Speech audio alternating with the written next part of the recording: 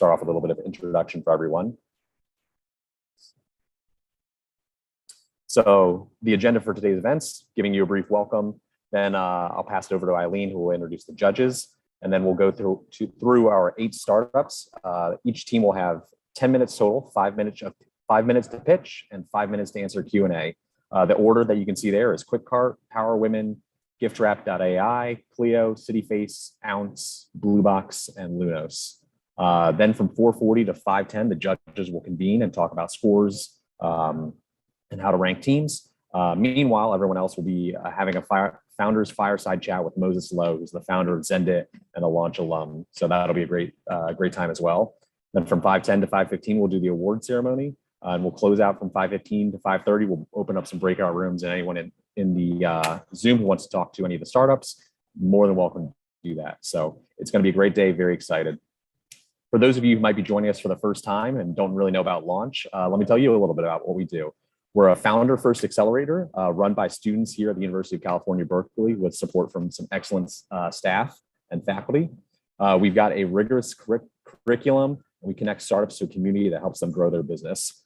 We've had over 150 teams go through Launch over the course of its history, and the teams have gone on to raise over $400 million since 2015.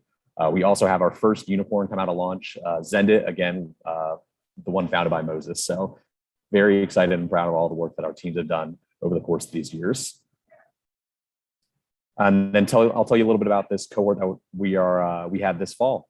It started with 20 startups. 8 of them were founded by underrepresented founders, and 11 were female founders. So we were very happy to see that diversity in our cohort, hoping to increase those numbers every year. And very proud of how we're doing with that. And with that, I'll pass it over to my excellent co-chair, master of all things, and great ally, Eileen. Thank you so much, Graham. The student leadership team has definitely been having a lot of fun working all the startups for the past semester. I'm very excited to see so many friends, Launch alumni, investors, entrepreneurs, industry experts here with us today. I would like to make a special shout out to our faculty members and mentors. Andre and Rhonda, you have provided invaluable guidance to the cohort as well as to the student leadership team. It's been a wonderful experience. Thank you so much. And next we have the mentors. Abby, Andrew, Brandon, Brian, Kathy, Dan, Donald, Ernesto, Hannah, John, Kimya, Matt, Mike, Peter, Philip, Steven, Nave, thank you so much for volunteering your time and expertise to help our startups grow. Next up, I'd like to introduce our judges. Also, thank you so much for making it today and providing feedback for our finalist teams. Next slide. Diana is the director of the Blackstone Charitable Foundation. She was a New Leaders Council Institute Fellow and the director of Economic Opportunities and Business Partnerships at Jobs First NYC. Jed is the managing director of Javelin Venture Partners. Prior to forming Javelin Venture Partners, he was a managing director of DFJ Gotham Ventures in New York. Next up, Cameron is the partner at the House Fund. He used to work as a research engineer on microfluidic-based point-of-care diagnostics before doing software engineering as employee number 3 at an analytics startup, MapSense, which was acquired by Apple in 2015. Sam is a global startup pipeline coordinator at Techstars. She's passionate about building products and bringing the future to life. Previously, she's worked at Octopus Ventures and Palm Drive Capital. Alex is the co-founder of Underdog Labs, a boutique startup accelerator and a pre-seed venture fund focused exclusively on very early stage technology-enabled startups. And Christian is the chief of staff at Astranis, which is a unicorn on a mission to build the next generation internet satellites. Christian has started his own startup before and has also worked as an investor with Global Founders Capital. Andrew is a partner in the Bay Area offices of Silly Austin. He has represented many high-profile companies from early stages through unicorn financings, IPOs, and multi-billion-dollar exits. Matt is a partner of Perkins Coie and works with emerging companies. As part of his commitment to gender equality, Matt sits on the advisory board of ASDIA. Matt is also a mentor at the Berkeley Haas Entrepreneurship Program and an advisor at Berkeley Skydeck. Brandon is the co-founder of Gauge, an AI-driven mobile market research platform. He also leads a nationwide casting tour focused on bringing more diverse ideas and voices to the Shark Tank show, as well as building inclusive ecosystems. He has been named a Global Innovation Fellow by the US Department of State. Judges, you should have received the judging form already. If you haven't, please reach out to Ryan and he will send it over to you. Please fill out one form for each startup and we'll aggregate scores at the very end. One more thing before we hear the startup pitches, there will be an audience choice award. So please vote for your favorite startup. I will also paste this voting link in the chat later. So, without further ado, let's hear the startups pitches. Cohort, you guys are up first. Awesome. Thanks, Aileen.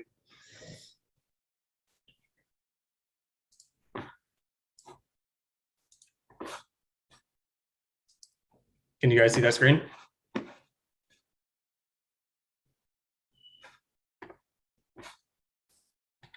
Are you guys able to see my pitch deck? Yep. Aaron, Okay. yep.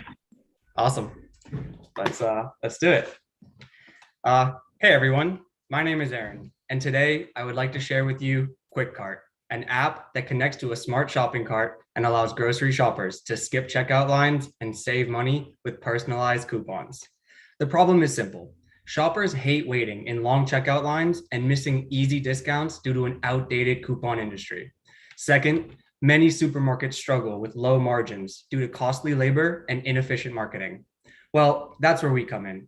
Cohort allows shoppers to skip checkout and save money while also offering any store the benefits of autonomous shopping, such as increased labor productivity, saving on inefficient marketing, and increasing sales by using real-time behavior to provide targeted advertising while consumers shop. So the real question is, why now? It's simple. Supermarkets need the innovation and technology to compete with new forms of autonomous shopping and the rise in grocery delivery.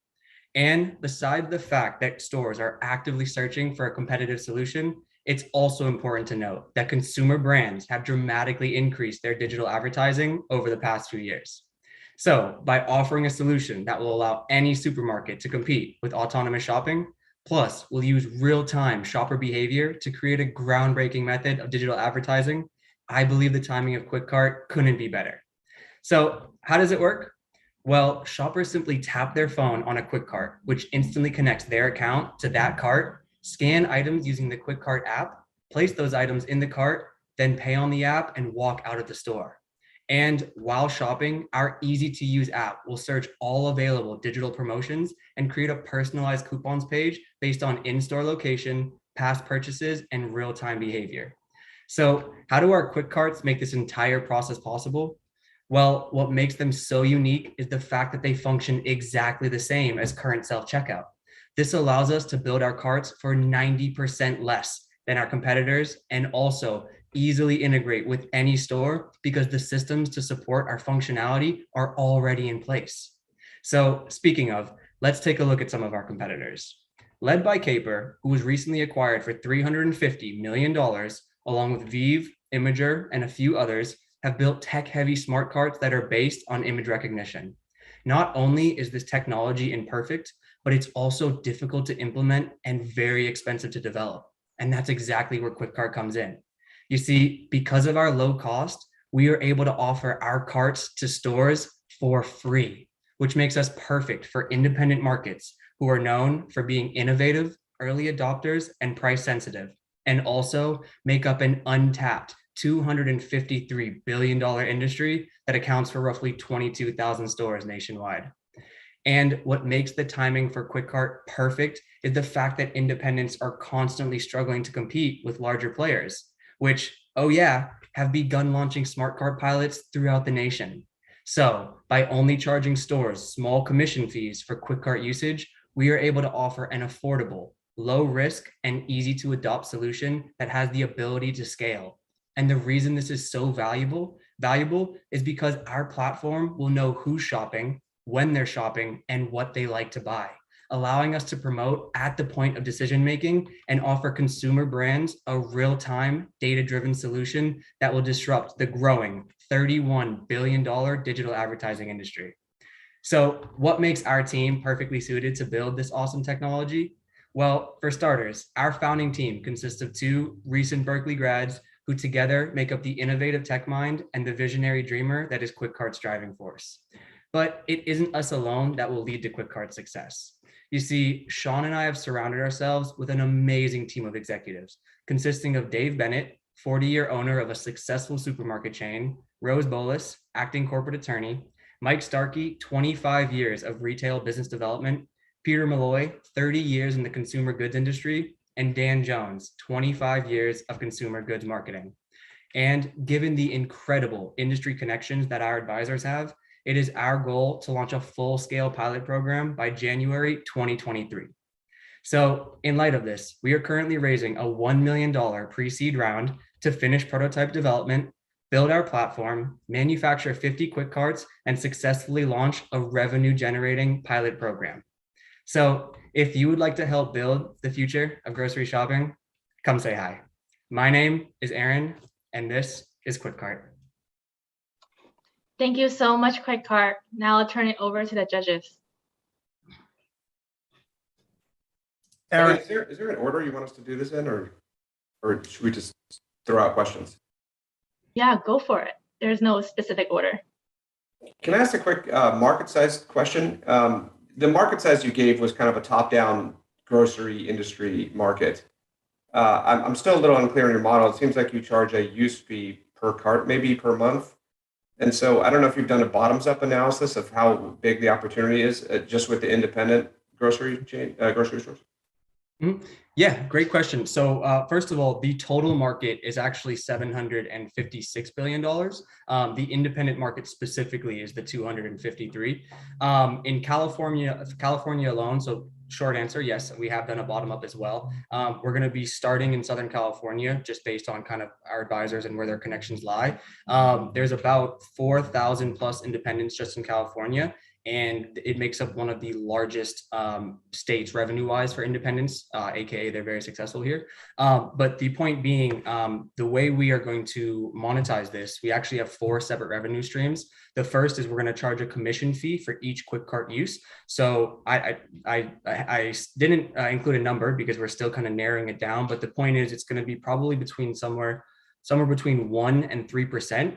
And it's going to really be a partnership with the store itself to make sure that the commission fee we're charging, so 1% or 2% of each transaction using QuickCart, is basically beneath the value added to that store, so that as we grow, we actually provide more value for the stores themselves. The second way we're going to monetize this is industry standard is about 10 cents per digital coupon redemption. So every coupon that's redeemed on our app from CPGs will receive 10 cents from that. And we already have a plan in place to basically get that started. And the third and fourth way that we'll monetize this will come once we've grown.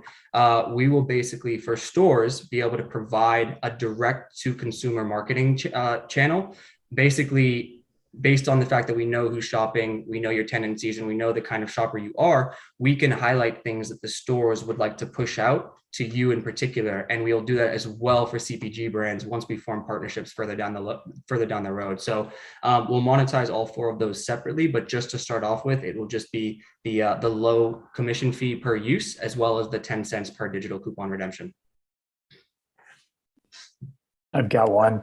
I'm curious what you're hearing from stores that you've talked to early on, and what are the types of things that they would need to see before they're willing to pilot and then roll out? And also, do you have any stores that have agreed to do it? Mm-hmm. Also first, hey, Alex. Yeah, great question. And luckily for us, our advisory board, I really can't overstate how incredible they are. I think he's in attendance here, so if he is, hey, Dave. But one of our advisors, my personal mentor, he was the founder and owner of Molly Stones, and him amongst the others, we've been able to talk to about 25 different grocers at this point. And truthfully, almost every single one of them have been very, very interested, which is awesome. We didn't go in with an official, we haven't gone in with an official demo yet because we wanted to complete the app, get the app to a point where we could basically have a full-fledged presentation of exactly how the solution would work. And we actually are at that point now. So really our goal was to get through launch and start really pitching stores. And we have some great connections and some pitches lined up already. So it's really just a matter of, there's been a lot of interest, and now we're just trying to get it out there and see if there's any takers. Is there any other infrastructure that you need in order to support the carts? I mean, one specific question that I would have is security. Presumably, if you have people just wandering around and leaving the store without a cart, you would have to have more, security people to check to make sure they weren't stealing things. I don't know if you've thought more about what infrastructure people would need otherwise. Yeah, definitely. So actually, that's a perfect question. And it's really where our value lies. So I mentioned that all of our competitors use image recognition, and that's obviously there for security functions. When I mentioned we function exactly the same as current self-checkout, how that works is self-checkout, when you scan an item and place it in the bagging area, it weighs that item. And there's a database with very accurate weights. And it basically says, okay, what he scanned is supposed to weigh a pound. It weighs a pound. He's good to go.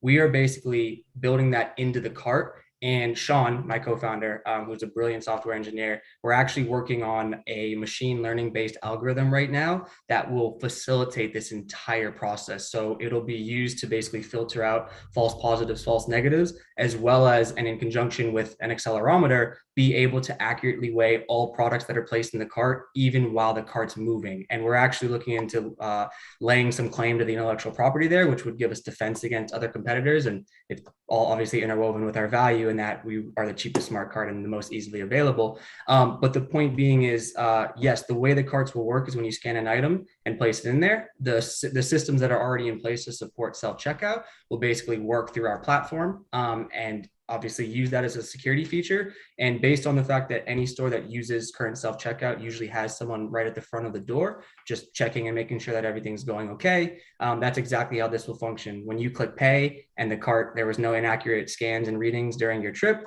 the cart will light up green. You're good to go. You can walk out and go to your car. And if it lights up orange, well, there will be a process of checking that. But the platform that will basically integrate with stores' existing software systems, we're going to build in a grocer-facing login to that and have the people at the door who are checking the carts be able to go in from their side and actually look at what went wrong. So it will basically be an easier and more efficient method of self-checkout.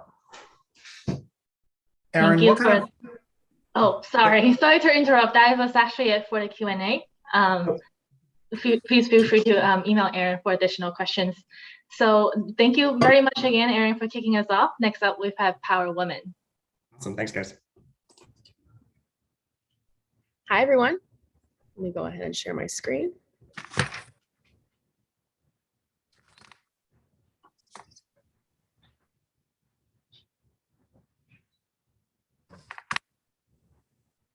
Hi, everyone. I'm Kimberly Borges, and this is Mary McDonald, and we are Power Woman. So you finally get that yes that you've been fighting so hard for. You stand up, you shake your customer's hand, and then you start to reach into your pocket for a pen that's going to solidify this deal even further with a signature. Except there is no pocket, and of course, there is no pen. You start to frantically search for a pen and leave your customer alone for just a few minutes while you look for this pen. While you're gone, this customer's yes is slowly turning into a maybe. And worse, it's kind of turning into a no. By the time you come back, that deal is on the fence, simply because you didn't have a pen on you. Now, as we all know, time kills deals in business. And what I'm telling you isn't just a nightmare. It's actually something that Miriam and I went through constantly in car sales, simply because our blazers didn't have pockets for us. We couldn't even carry business cards to leave a lasting impression. We couldn't carry pepper spray to protect ourselves during vulnerable test drives. Worst of all, we couldn't even really bring ourselves to the table because our blazers said absolutely nothing about us. Why is it that even little boys have pockets in their clothes and we don't? This is a problem that we encountered time and time again. And as it turns out, we're not the only ones that are frustrated with this, so much so that when we started Power Woman, we've already had amazing traction. We've already sold over 1,200 blazers. We have over 4,700 followers on Instagram alone. And all the traction that we've received in the media has been completely unpaid for and unsolicited. We've been on broadcast TV, we've been featured in news articles, we've been guests on podcasts, and we've even won awards and grants during the pandemic. Our customers are the best, and they love to tell us how much they love Power Woman. They share about us online, on social media, with their friends and family, and we're so proud of that. Since women started in the workforce, we've made huge strides, but for some reason, our workwear has not evolved with us. After interviewing hundreds of women across the United States, we were able to narrow down her top 4 needs and wants and created a blazer around that. Our blazers are stylish so that she can express her true self at work. They're comfortable so that she can walk around confidently. They're functional so that she can carry her business tools on her at all times. And they're versatile so that she can take that blazer literally anywhere. Best of all though, our blazers not only allow you to empower yourself, but they also allow you to empower other women in your community. The lining in our blazers is actually art from local female artists. So you literally get to wear art. Empowering women isn't just our passion, it's also a great business idea. In 2021, the women's blazer segment worldwide had a total revenue of $37 billion. That same segment in the US was $1.7 billion. And this is just what we're doing to capture that market.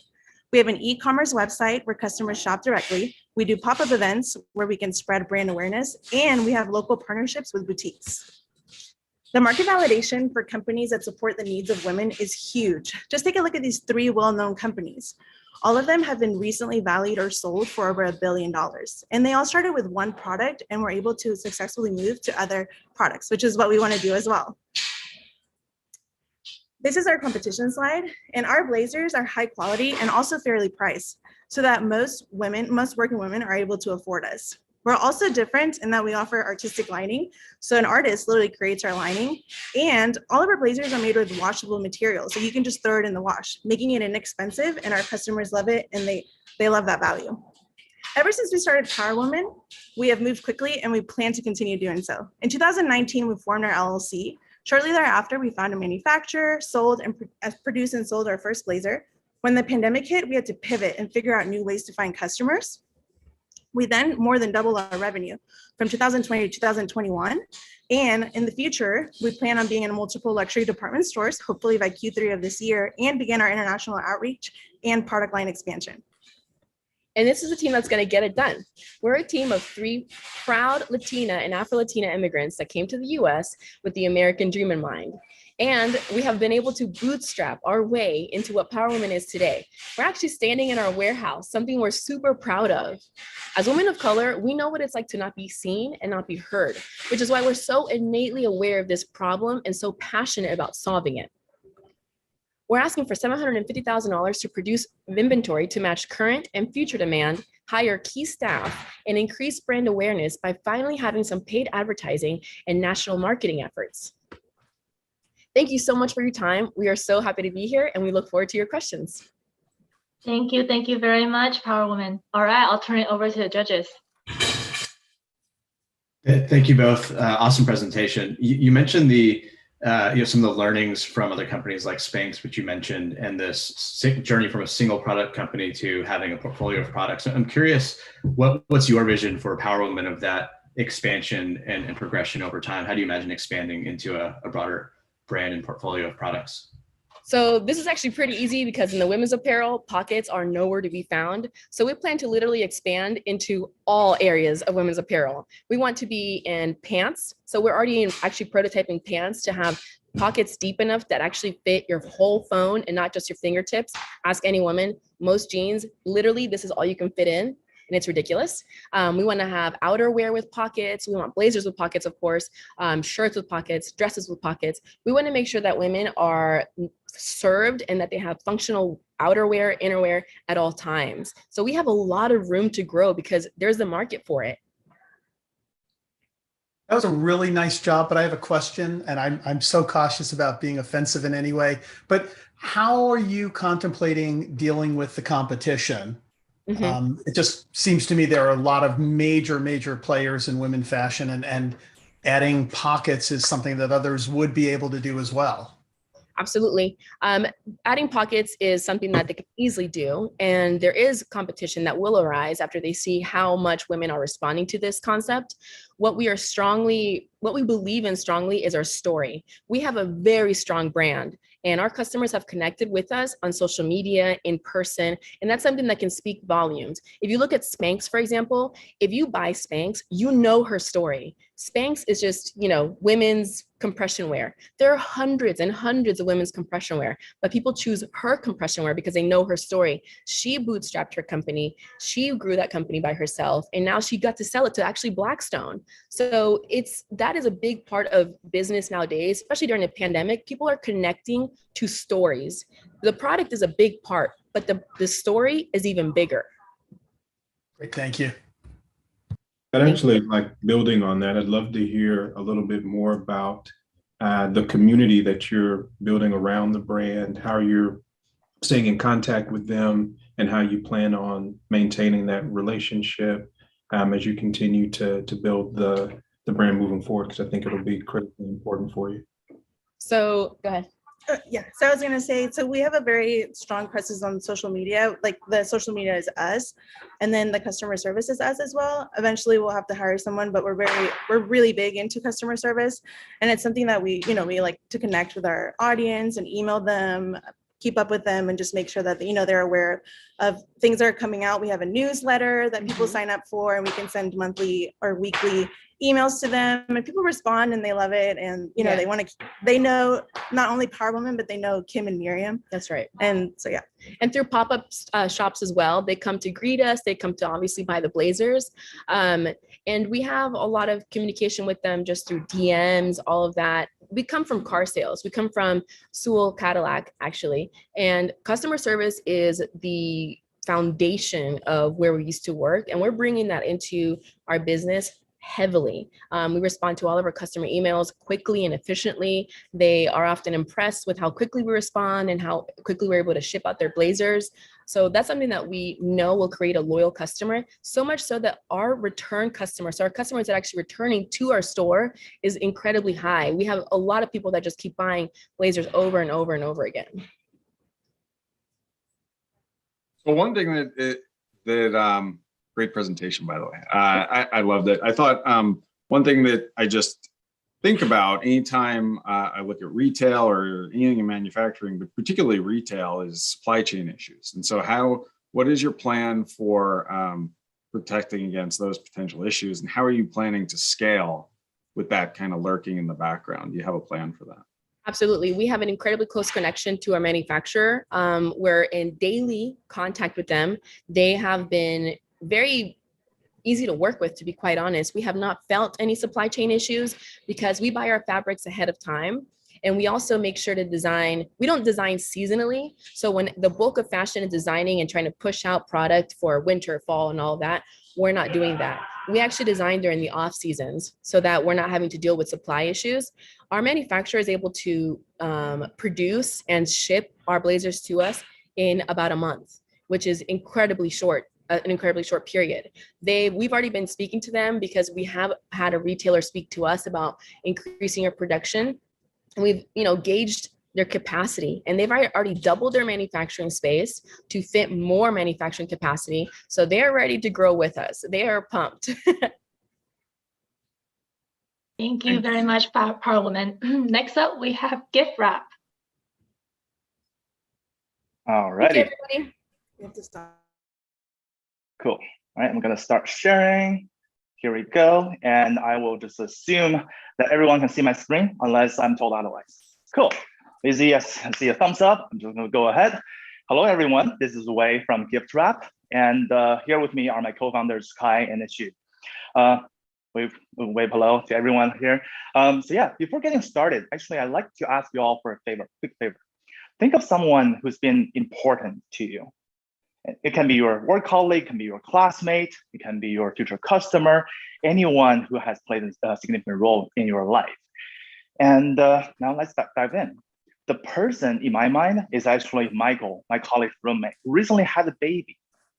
And I'm feeling so excited for him. I want to send him a gift, but I don't know where he lives. And I don't know what's appropriate as a baby gift. So I only texted him saying, Michael, congratulations, thinking of you. How lame is that? And the same thing also happened to me as well. Last year for my birthday, I got 3 bottles of wine. And biologically, I'm alcohol intolerant. I don't even drink. Now I see some of you guys are smiling, but don't smile just yet, because all of this are pointing to a bigger problem. Last year, just between Thanksgiving and New Year, just a span of 2 months, there were $100 billion worth of gifts that were returned, and many, many more were thrown away. 15 million tons of greenhouse gas were emitted from just the return shipping. And that is a crazy amount. This inspired us to think there's got to be a better way to send gifts. As a sender, you got to have the convenience. And as a recipient, you got to have the flexibility. No more 3 bottles of wine that you don't even drink. That's why we're building gift wrap, to give you the data, the AI, and the tools to solve that problem, to make sending gifts so much easier. How are we achieving this? It's simple. Just go on to giftwrap.ai. You can actually do it right now. You shop, buy a gift, pick a gift, any gift, type in your friend's phone number or their email address. Instantly, they will receive a link. On the link, they can open up the gift, unwrap it virtually, choose to either accept, swap it, or trade it in, or even donate it. And once they have made their choice, we will arrange the delivery for you. It's as simple as that. Now, we have tested all of this with our target customer, which are young professionals, people like you and I, who have some disposable income, not a whole lot of time, but really strong need to network with people. And people are raving about our solution. Going forward, we're also seeing opportunities in B2B2C use cases, as well as targeting the gift sellers, simply because the one unique advantage that we have, which is the low return rate.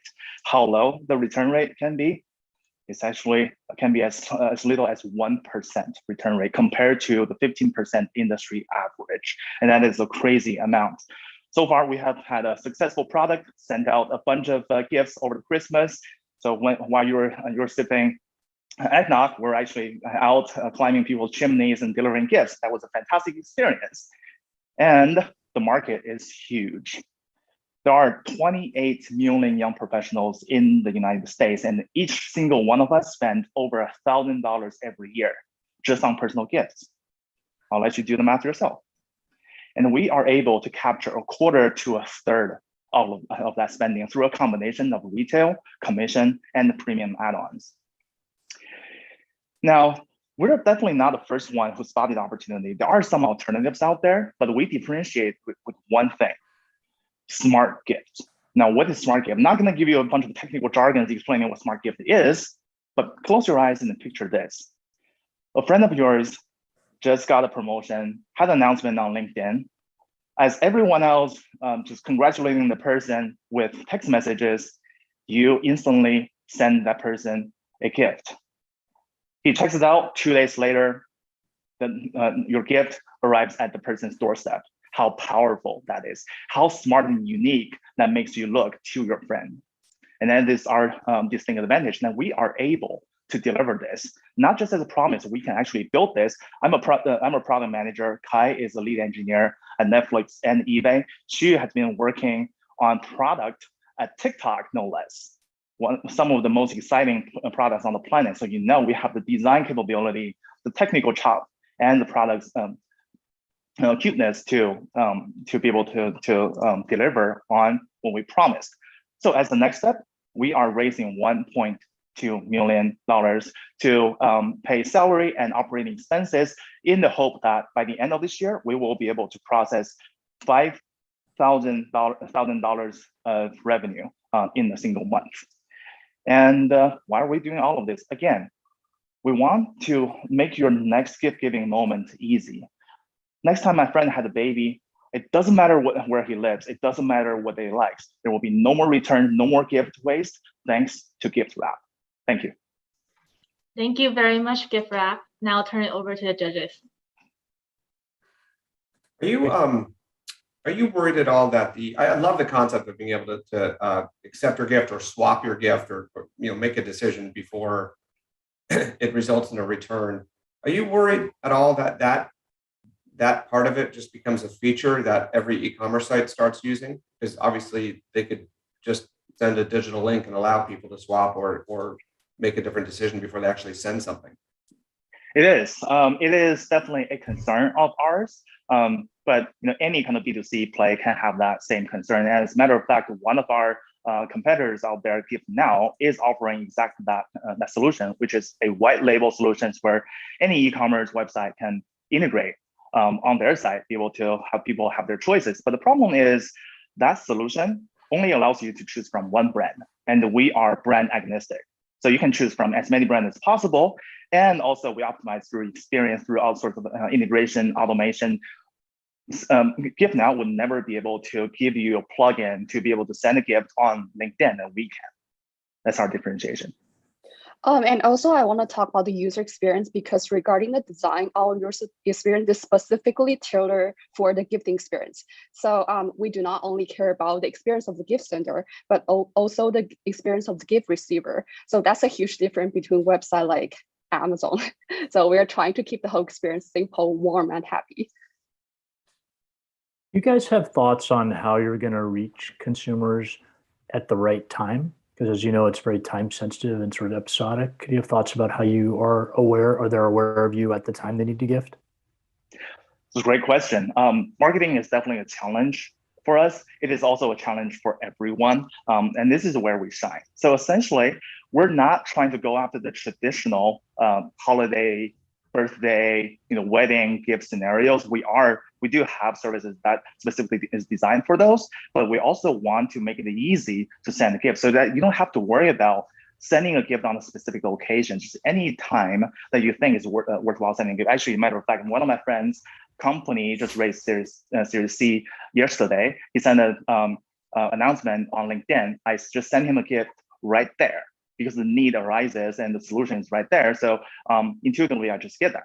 Obviously, educating users is going to be a little bit of a challenge. This is why we need some of your help to give us that necessary expertise, and also the propellant, the cash, the fuel to help us educate markets through marketing campaigns, through additional creative ideas. I like the concept a lot. I think it's a very relatable problem that everyone here has probably had to give a gift and struggled with it at some point. Piggybacking off the last question, we'd love to dig into distribution a bit further, which is ultimately, I think, how you have an opportunity to win with a product like this. Are there any unique insights that are driving how you think you'll get to those next 10,000, 20,000, 30,000 users, whether it's across who those users are or channels that you're leveraging to try and get access to those users? Absolutely. It's a question that we've been asking ourselves a lot recently as well as we grow. Obviously, we are kind of a hybrid between e-commerce and social network, if you think about it, because every single sender, they're not just buying a gift, buying something for themselves. They're sending a gift to a friend. So there is an inherent networking or social network efficiency right there. So through our measurement, we know that our virality coefficient is 38%, meaning that essentially every single user that we acquire through organic channels can lead to 10 users will lead to 3 to 4 additional users. So there is that organicness in there. Additionally, we'll also tap into some of the influencer marketing techniques and social media channels as well to acquire users.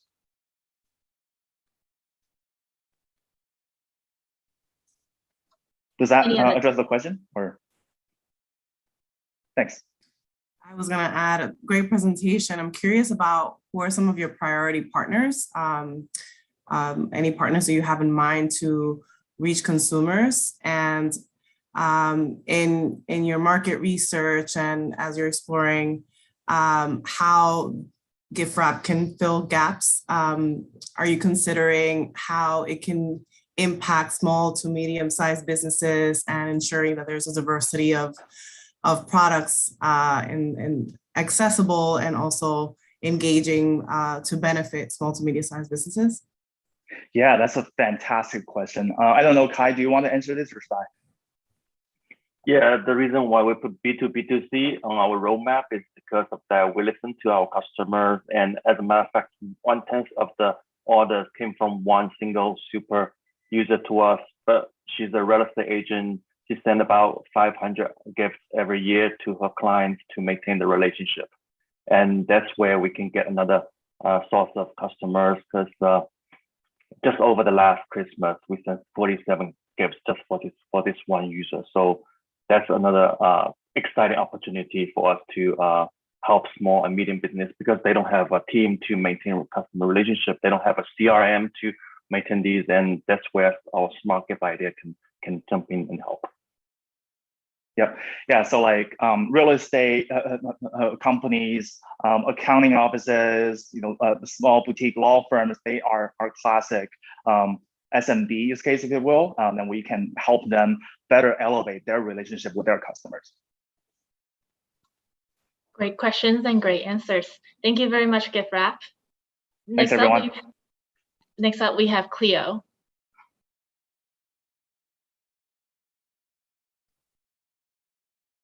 All right, hi everyone. Thumbs up if you can hear me. Sweet. Hi, I'm Andrea Barrios, and this is Cleo, a direct-to-consumer cannabis company that's bringing quality products to underserved consumers. This is cannabis, but it's not the story that you've heard before.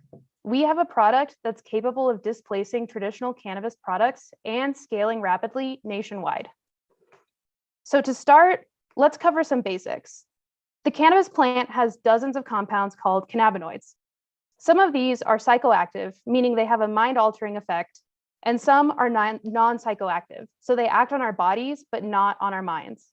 Of all of these compounds, only one is federally regulated, and that's Delta-9 THC, which is illegal at the federal level, but has been legalized in many states, including California. Cleo taps into both the psychoactive and non-psychoactive markets through a federally legal hemp-derived product line that showcases CBD and Delta-8. This allows us to address both markets while shipping across state lines and building a national brand presence. So, while most cannabis operators are limited to the recreational THC markets, Cleo can meet demand in states that have not yet legalized THC, which represents a huge potential market. As just one example, Texas has 20 million potential consumers, and we can sell our full suite of products there today. Furthermore, existing cannabis companies are targeting a consumer that's young and male, ignoring aging consumers who might have tried cannabis before and who might have conditions they're trying to manage, like arthritis, for example, or women who actually make up the bulk of new cannabis consumers today. And no mass market cannabis brand has tackled outreach in languages other than English. Cleo focuses on these largely ignored segments: people who speak Spanish at home, women, and individuals over 55. So meet Cleo. We are the best hemp gummy on the market. Our products are all natural, melt-proof, vegan, gluten-free, lab tested. They come in fully recyclable and child-proof containers, and we have an accessible price point. Cleo is delivered directly to your door, and Cleo targets the demographics and geographies that have been largely ignored.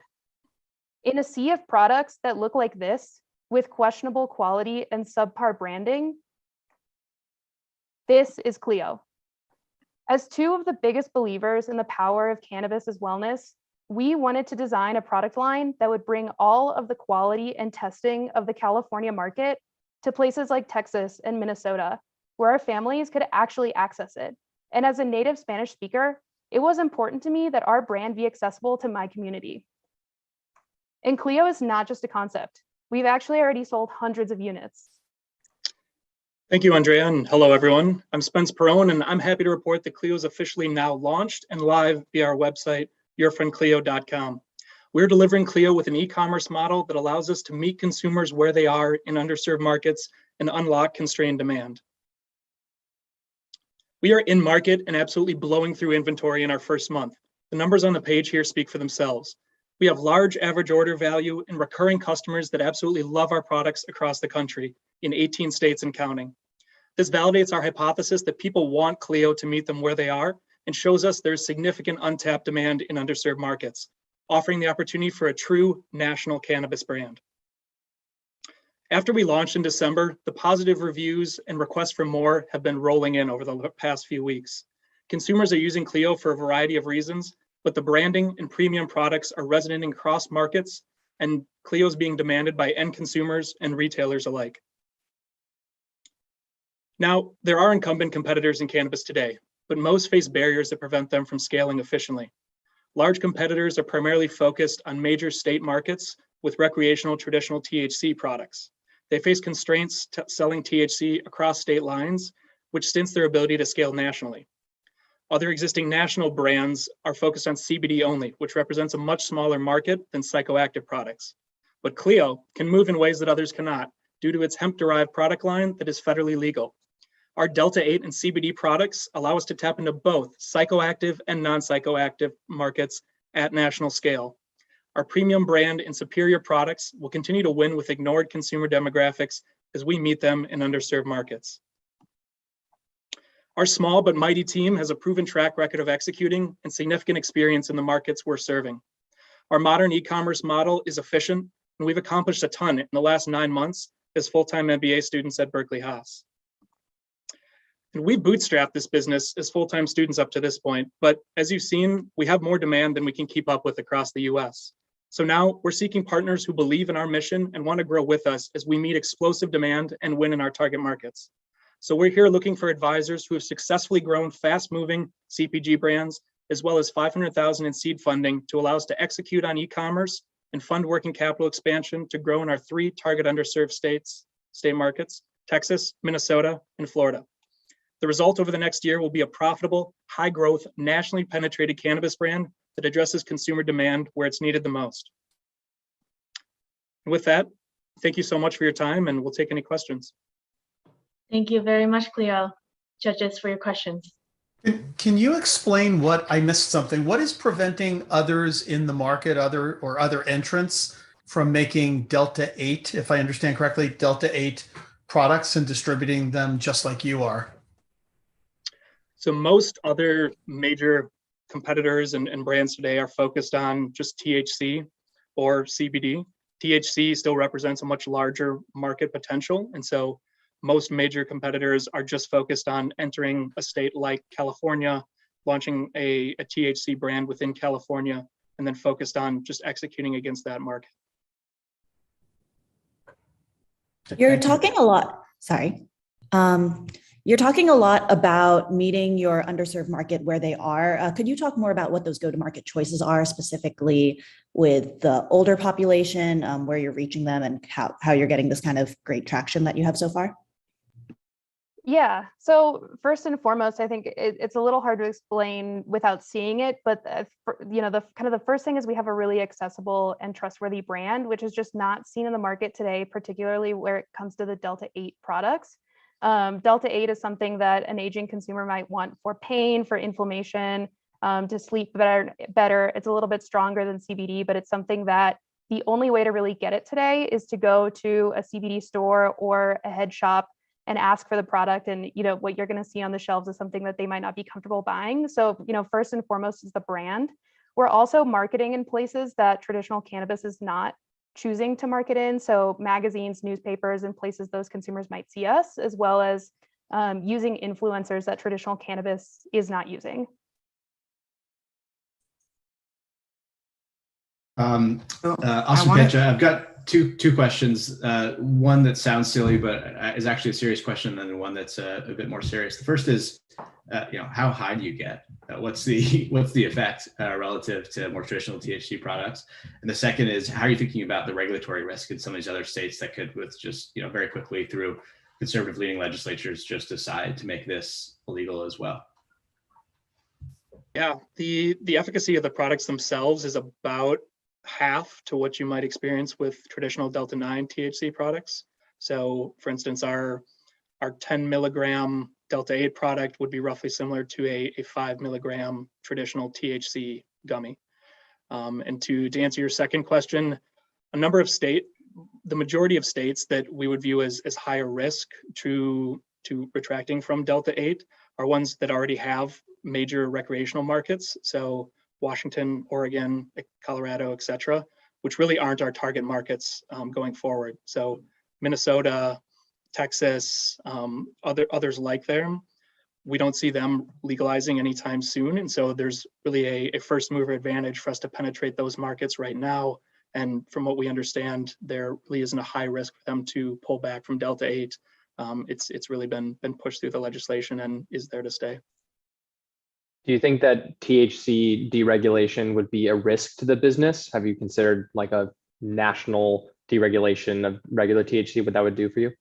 Yeah, I think you could view it both ways, but personally, I think it would be a benefit for us if we can get in there as a first mover and really build brand penetration in a lot of the, call them second tier markets that the major operators aren't focused on today. It'll be pretty easy for us to add in Delta 9 THC as another product SKU expansion when it goes legal. And then we already have brand penetration in those states and have an additional product line that we can then offer, and I think just makes us more attractive as a brand.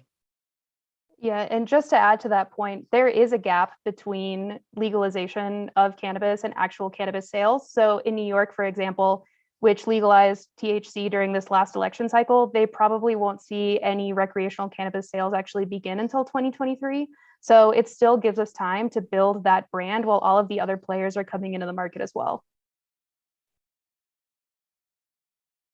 This is great. I'm curious about how your market research has informed the type of messaging you may need and the type of trust and brand awareness you should be creating with reaching seniors, males, and Spanish speakers in those specific states that you mentioned, Texas, Minnesota, and Florida.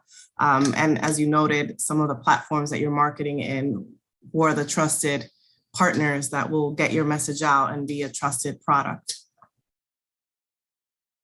Yes, so during the beta testing process over the last year to actually bring the product to market, we spoke with those consumers about what would make them feel comfortable taking the product, what they were looking for in a brand, and kind of what they needed to see in terms of our presence. We're also using digital marketing tools that allow us to A/B test in real time and start to push something to a specific targeted audience and see how they respond to it. So we are adaptable as we move it. It's not that the decisions that we stick to today in terms of the marketing will follow us forever.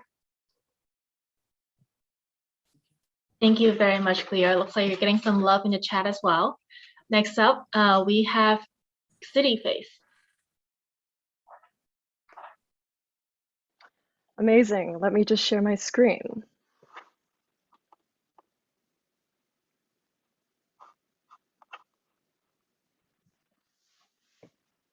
Great. Can everyone see? Perfect. So hi, everyone. My name is Gina Chong. I am a current junior at UC Berkeley Haas, and I am the founder and CEO of CityFace Skincare. So take a look at these two photos.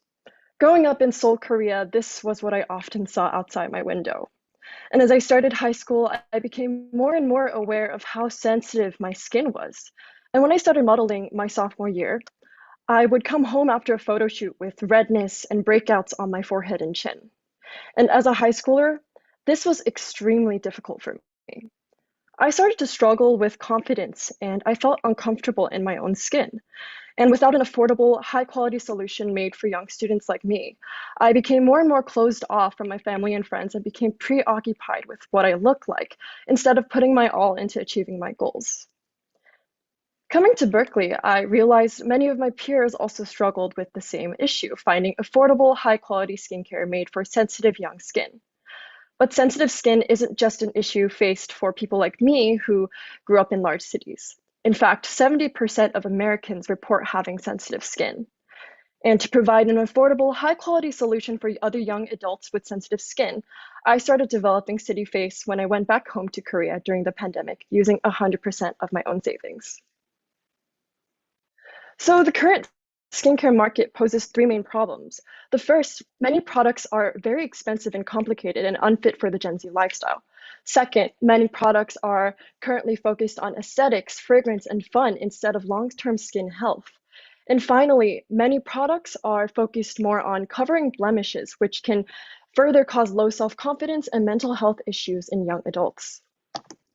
So the solution is CityFace Skincare. We provide affordable, high-quality, clean, vegan skincare products catered to the city lifestyles of young adults. We're one of the first skincare brands created by Gen Z for Gen Z to promote confidence and long-term skin health.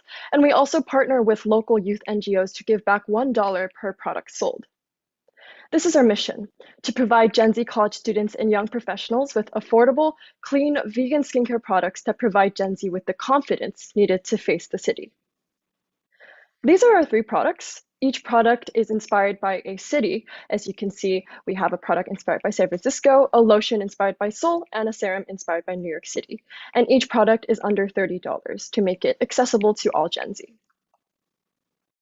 And beyond just being fun and effective, we can see that CityFace really gives true lasting results just from the before and after photos, and I will go further into this later.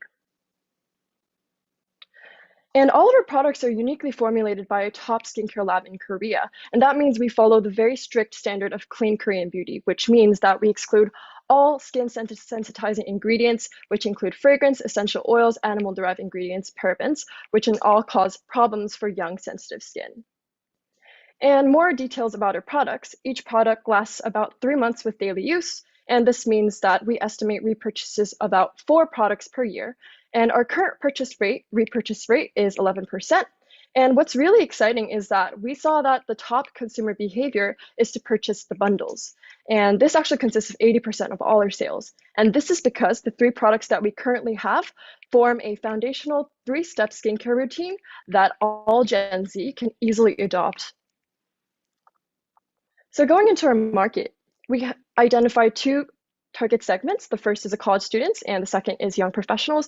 And they're motivated by similar things, including beauty and appearance, relationships, self-care, and social impact, all things that we aim to address through our products. And to go deeper into our market, we identified our target market of the 2 segments to be 1.671 billion.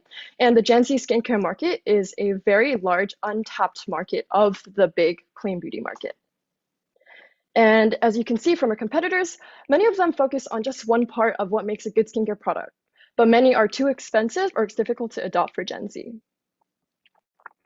So going into our financials, we've sold over 150 units up to date, and we have a revenue of about 3,500, and we have very competitive gross margins of 45% and an average sale size of 60%. And as you can see on the right, our sales over time are increasing very consistently. In traction, CityFace's story and my story of founding the brand has resonated with top beauty and business outlets that review millions of products daily. We've been featured in Allure, Pop Sugar, and we've also been featured on national television through NBC Universal's Access Hollywood.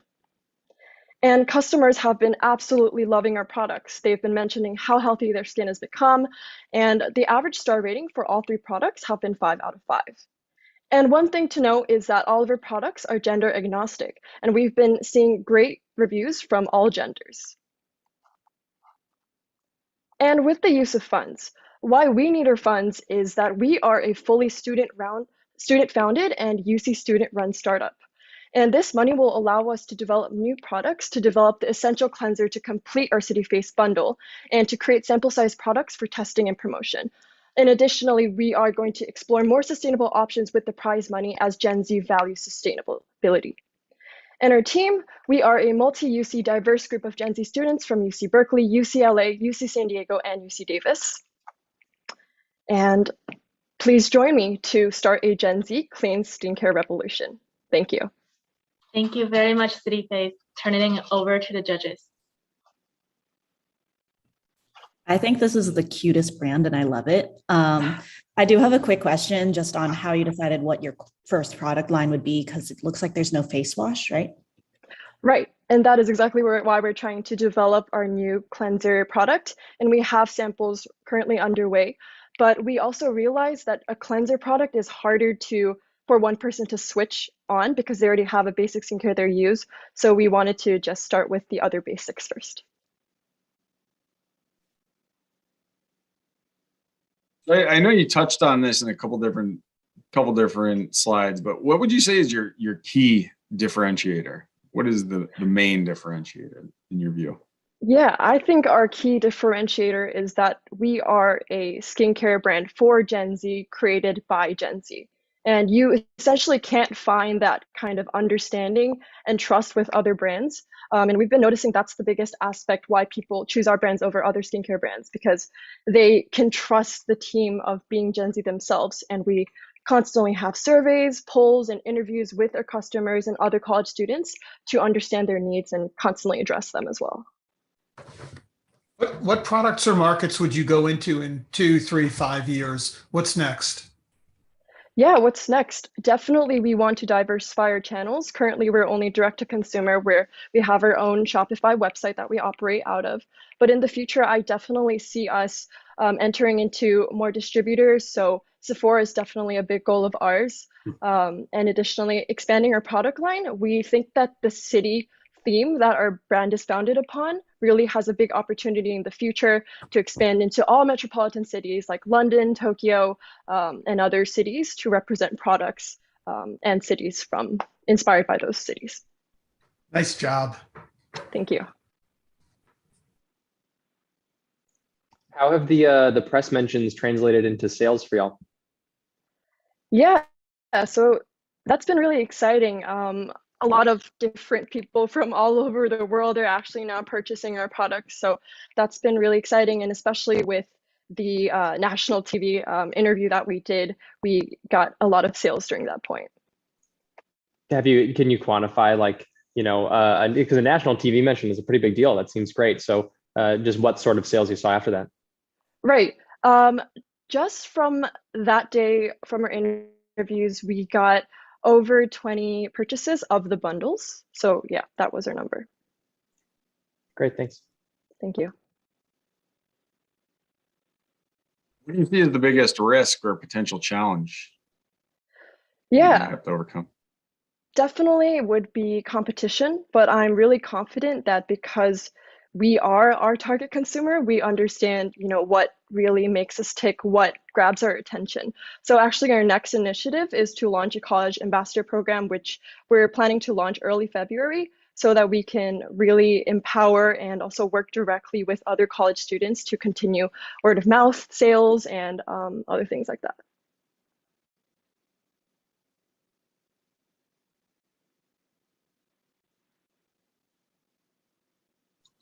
I have to ask, can you use it if you're not Gen Z? Definitely. It is definitely. I'm on my other screen. I'm going to place an order before it's all done. Oh my goodness. Thank you so much. Yes, we have been getting sales from all different ages and demographics. It is definitely suitable for all, but it is catered toward Gen Z.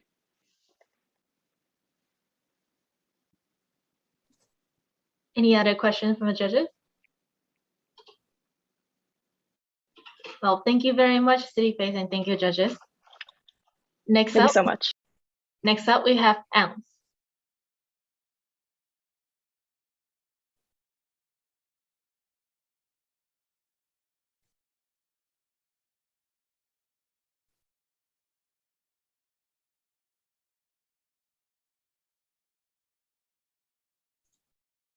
We cannot hear you if you're talking. Great. I'm so glad that there are people who are still telling me to do that as far into this pandemic as we are, instead of just waiting and letting me deal with it. Thank you. All right, so this is Ounce. Let me go ahead and set the scene for you. It's late 2020, and a wall of flames is advancing on Vacaville, California. People are getting out, cars are getting out, the interstate's getting cut off, roads are getting cut off, and the world wonders what is going to happen to the alpacas of Vacaville. Yes, that's right. Vacaville is surrounded by alpaca farms, and people are getting out, but the alpacas aren't getting out. 2020, the thief of joy, on top of everything else. Am I going to have to watch burning llamas on live television? Say it ain't so. Spare you the suspense. The alpacas are fine. The alpacas get out. They survive because Vacaville has a community wildfire protection plan, a CWPP. CWPP just tells a community how to evacuate, how to fight a fire in the event that one happens. You build it based on a fire model. The fire model just tells you where a fire is going to go, how it's going to spread under a given set of conditions. You inform a fire model with a fuel map, among other things. A fuel map tells you what's there, how's it going to burn when it catches fire, right? And you build those when you can with high resolution data sources like aerial LiDAR overflight. So here's the thing. The llamas got lucky. And they got lucky because Vacaville CWPP wasn't based on accurate fuel load. It wasn't based on accurate fuel load because almost no one in America actually has a high resolution fuel map. San Mateo County ordered one in 2016 and they still don't have it. 5 years is too long to wait for that kind of data. On the right, that's Paradise, California. That's what happens when you have bad data and you don't get lucky. 12.5 billion in insured losses, costliest event of the year for insurance in 2018. Through over 65 interviews, we have learned that primary insurers, reinsurers, and brokers all desperately need a solution to this problem, and that when one of them adopts a risk analysis solution, the rest follow in a chain reaction, even if only to verify. Ounce predicts wildfire risk faster and smarter to save insurance providers billions of dollars. Pratik, our CTO, is going to tell you how we do it. As Zach said, what the industry desperately needs is better data and better models. Insurance just doesn't have it today. They only began using modern fire models in 2017. In fact. Ounce is making strides in model quality by combining physics models with recent advancements in machine learning and GPU technology. We're also informing our model with high-resolution fuel maps that we can generate about 1,000 times faster than the industry standard. No one else can do this right now. How do we take a task from 5 years to 48 hours? By using better data and by automating large parts of the stack. We're planning to use high-resolution sensors such as LiDAR to generate our inputs to our fuel maps, which we can automatically detect fuel types from. If you're not familiar with LiDAR, on the top right is an image of a self-driving vehicle using it to detect pedestrians on the road. Below that is an image of some work I did at Lockheed Martin using aerial LiDAR. By combining better modeling, better input data, and high levels of automation, we're able to modernize fire model generation finally. Are we the right team to bring this to market? You've heard from our CEO, Zach, already. He has a background in the Marine Corps and extensive experience in strategy. He has experience taking advanced technologies and making them accessible to people at the lowest level. My name is Pratik. My background is in robotics engineering, specifically LiDAR algorithm developments, physics modeling, and simulation for self-driving vehicles and aircraft. John, our COO, has 7 years of consulting and analytics experience and deep connections with California government bodies, utilities, and large corporations. It's probably not unsurprising that the market size for this is big, but what might be surprising is that you can bifurcate it into 2 different market sizes, and what we've characterized as the cost of action and the cost of inaction, what we're calling the market size on the left and the anti-market size on the right. The market size characterizes how much people are already paying for risk analytics. And so this is actually what folks in the insurance and utilities industries are already paying for these models. The anti-market size is how much insurance companies are paying out when they get it wrong. And this is just as much a motivating force as wanting to get it right, and thus market size that we can take advantage of. So how are we going to actually get this done? So for a sort of software product that requires trust like this, we want to target a reinsurance company to develop a pilot program with in the first 18 months. We've already been in talks with a reinsurance agency, and they've requested a demo, and we seek to target a pilot with them. Once we've kind of built out the software product in a partnership with them, we want to grow the product by landing some key additional accounts still in the reinsurance industry. And then we want to spread laterally in both geography and customers by spreading to government entities, utilities, and spreading to Colorado and Oregon. Okay, so what's the immediate ask? From launch, $25,000 lets us hire a fire scientist. We can do the rest of the modeling, but we need the fire physics baked in before we can turn 2 on that.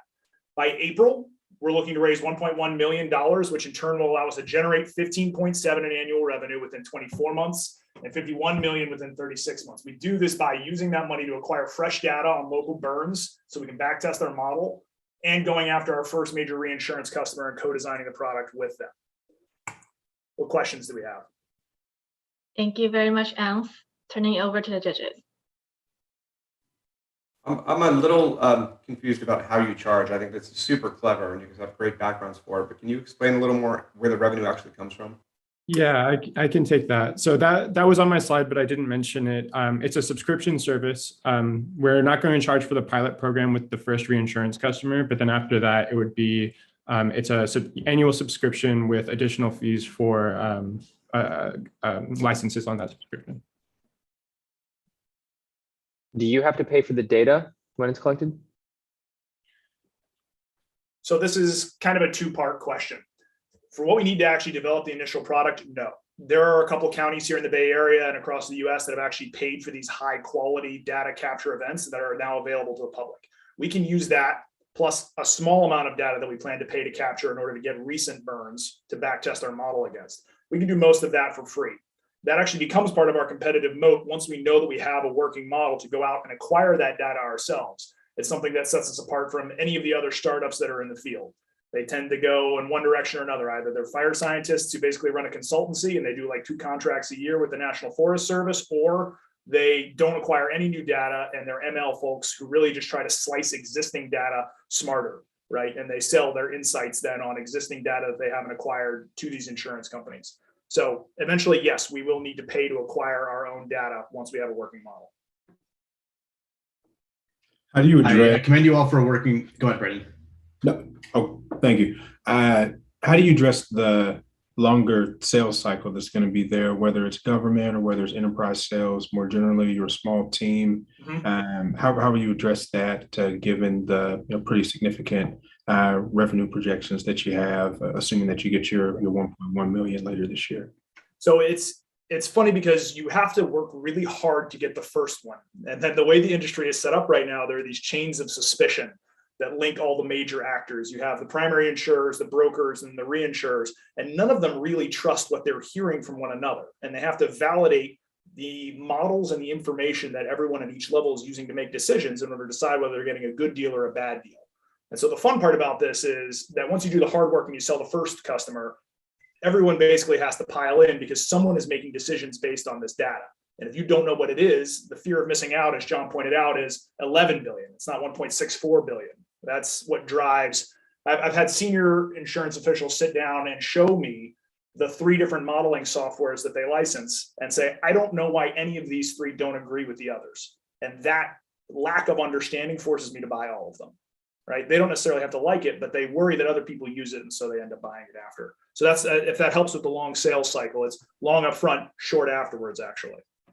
Kind of a related question to that. Do you need some level of geographic scale before these insurers start to care? Yeah. Or can you do it at a micro level? So you can build the model on a comparatively micro level. Now, when you want to sell it, you're going to have to go and acquire the data because no insurer likes the idea of hard edges. The data needs to be contiguous, right? Especially for a fire model, right? Where, fires don't stop at the county line. They follow natural features and weather and topography and fuel load. And by definition, if you're going to say something about a fire, it has to be macro. Now, macro doesn't necessarily include, all the Bureau of Land Management lands. It includes mostly the wildland urban interface. You need to map where insured things are, in the area surrounding them to some extent, but it doesn't mean every square mile in the American West. If I can add to that, maybe the hardest part of this problem is building out the pipeline that goes from LiDAR data to insight. And the USGS is actually paid for 78% of the United States to already have that LiDAR data, and it is public. It's kind of hard to access. And a story that we like to tell is we actually had to get the LiDAR data for San Mateo, we actually mailed a hard drive to someone at San Mateo County government, and they put the data on that hard drive and then mailed it back to us, and we started playing around with it. But it is all publicly available. So it's there for us to get. The hard part is building the pipeline that automatically takes that data and then provides the insight. Exciting, certainly a very exciting and impactful product domain.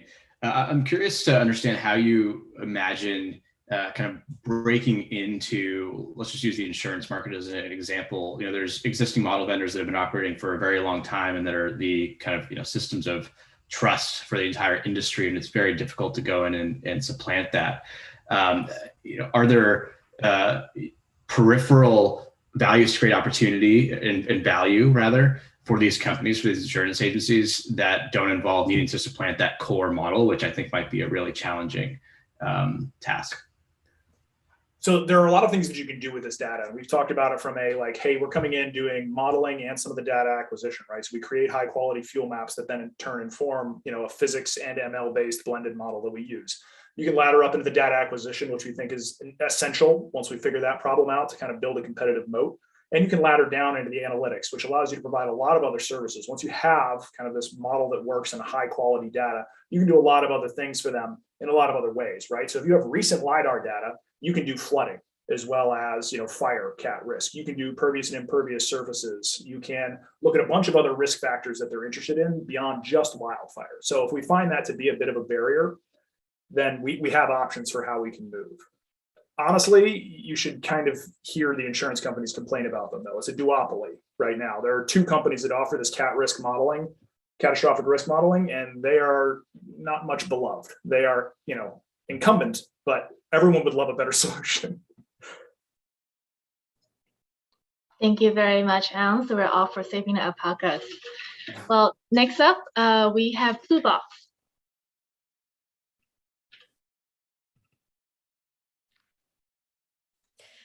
A couple of years ago, I was on a family vacation to Madrid, and I felt my mom a little nervous.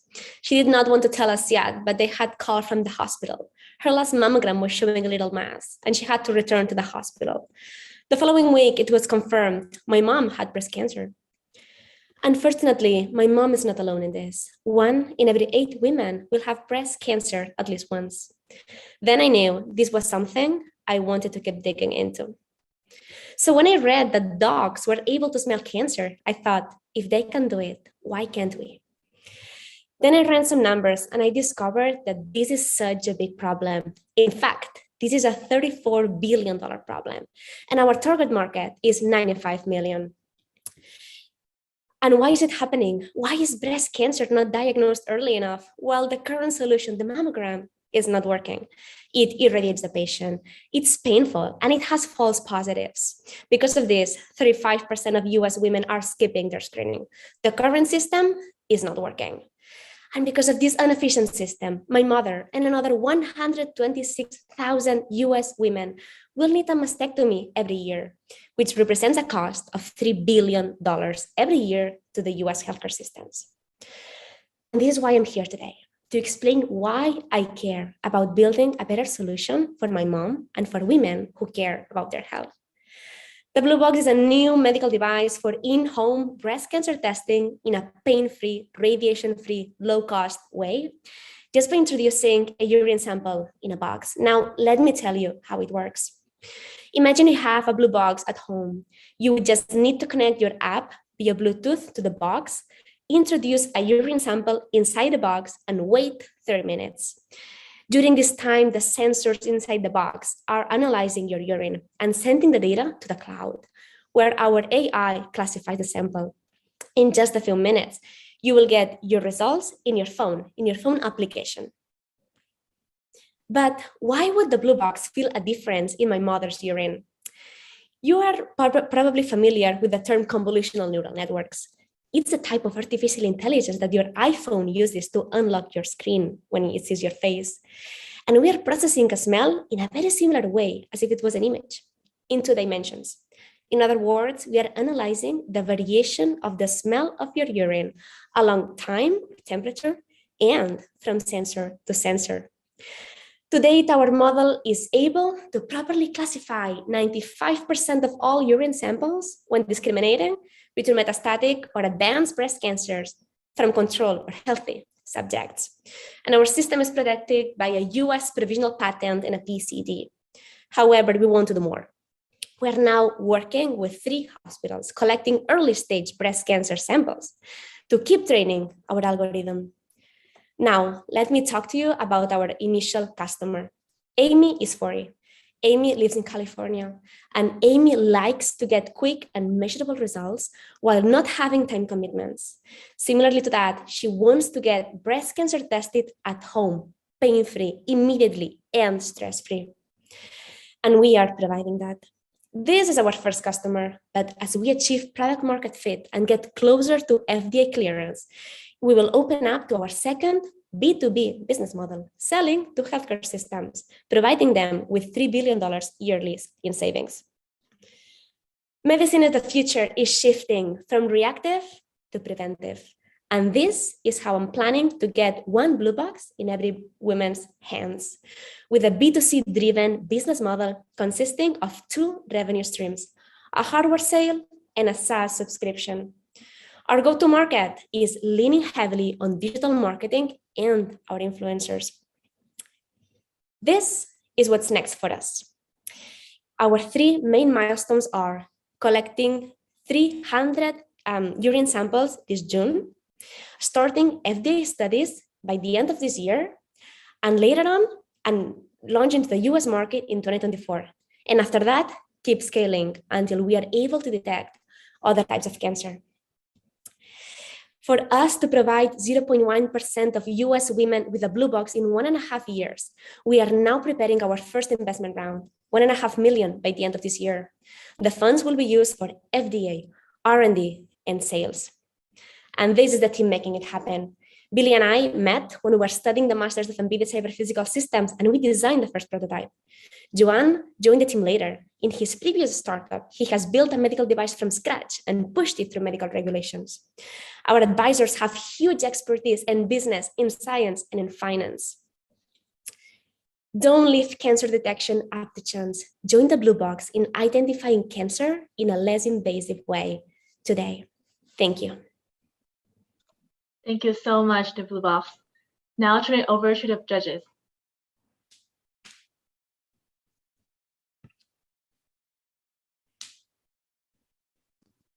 First of all, I can just say props. I saw your semifinals pitch and then this finals pitch, and you guys did a lot of improvement from now to then. It's really great. Yeah, really great job. I liked it the first time around, and this time was even better. What exactly is proprietary here? Well, we have a patent, and we are patenting the system and the intended use for it. But it's the system. It's not the ability to detect. I'm trying to understand whether there's something novel about. By the way, this is unbelievable. We just had a friend die of breast cancer last week, and my wife and I. So this is absolutely wonderful. I'm trying to figure out if it is the box and the subscription-based model, or if there's something about the sensing technology. Just more curiosity. It's not on the business side, it's more on the tech side. We are doing one thing different that other AI algorithms are not doing. I'm happy to talk more about IP if you want in a separate meeting, but I cannot disclose that much about this right now. But it's a change on how these convolutional neural networks are typically used. I get it. Thank you. Thank you. Have you thought about charging on a per test basis? I mean, you can charge for the hardware, but then on a per test basis as opposed to a monthly subscription, because people don't use it every month, right? They use it once a year or something. So yeah, right now, at some point you're paying a monthly fee and not really getting anything during the month. Right now, mammography is only used once every 2 years, but that's because it's radiation, and the cumulative dose could actually cause breast cancer. But we are still detecting late-stage breast cancer. So it means that if we had a non-irradiating technique, the optimal frequency would be more than that. So maybe 2 or 3 times per year, in considering all women in one same household, that can mean 1 use per month, considering the whole family, or every 2 months. But yeah, that's definitely something that we are currently testing. Sorry if I missed this, but what does the competitive landscape look like for preventative screening? Right now, women are being screened with mammography, and if mammogram does not provide a clear view, we use an ecography, like ultrasonography, or directly a biopsy. But there is nothing to screen breast cancer to women under 45 years of age. I mean, you can use a mammography, but the US Preventive Task Force recommends against it. So young women are unprotected, and the percentage of young women having breast cancer is every year bigger than it's increasing wildly right And now. you're not aware of other companies trying to pursue sort of a different path to the same result? Right now, analyzing breast cancer from a urine sample, I don't know of any competence. Thanks. Is the just question on the regulatory and the manufacturing side of things? So I think you mentioned some of your team members have taken med devices to market. It's not an easy task. Here, John. Oh, hey, John. Oh, sorry. I was adding my, sorry. Yeah. Just wondering if you could say a little more about your experience taking med devices to market, and what class is this one, and have you all worked with a similar class of device? Yeah. So my experience is well, I've always worked in the development of medical devices. It's always been class. So according to EU regulations class 2A, so diagnostic devices for different diseases.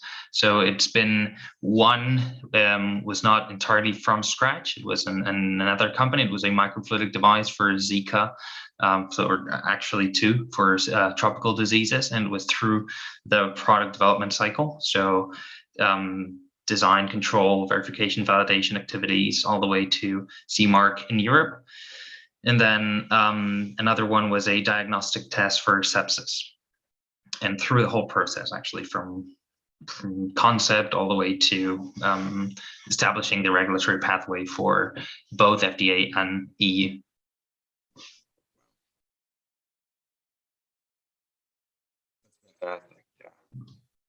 What else can you detect? Or what else do you think you'll be able to detect in the future?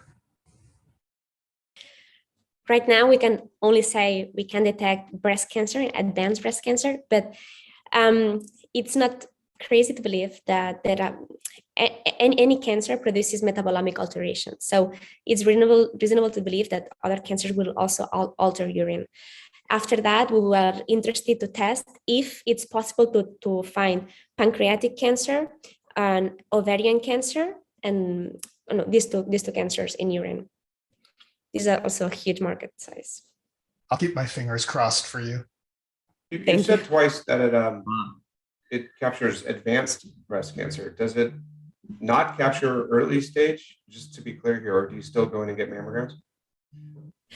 We're training it so that it can detect early stage breast cancer, but since the training is not finished, I cannot say yet that it detects early stage breast cancer. But this June, we will have preliminary results on how good this early stage breast cancer testing can potentially be. Judith? Actually, go for it. This is a great presentation, very urgent problem to solve. And I was curious about your plans of making the product accessible and reaching under-resourced and women or uninsured women that traditionally do not have access to regular medical care, or that taking into consideration the reasons why women are not getting the mammograms or are getting the hospital care. Taking that into consideration, any component of branding and education alongside and outreach and partnerships that you have in mind to address those challenges? Well, this is definitely our mission, to decrease the number of advanced breast cancers detected. So we are trying to break the barriers to those. One is the first reason why women don't get screened is not because of financial reasons, but it's because of pain. That we have covered. The second reason can be one of those. So when we mentioned that our second business model is a B2B, inside this B2B model, we include women's clinics or community hospitals. And we believe that by placing blue boxes there, we will be maximizing the impact of our technology. Great, thank you. Thank you. Thank you very much, Blue Box. Very impactful problem space.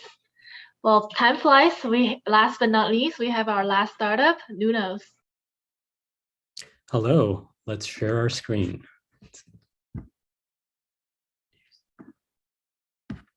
Awesome, can you guys see it? Yep. Cool, let's get started. Thank you for joining us. We are Lunos, a personal finance app driven by neuroeconomics to help you retrain your brain and achieve your financial goals. Think of it like Noom for finance.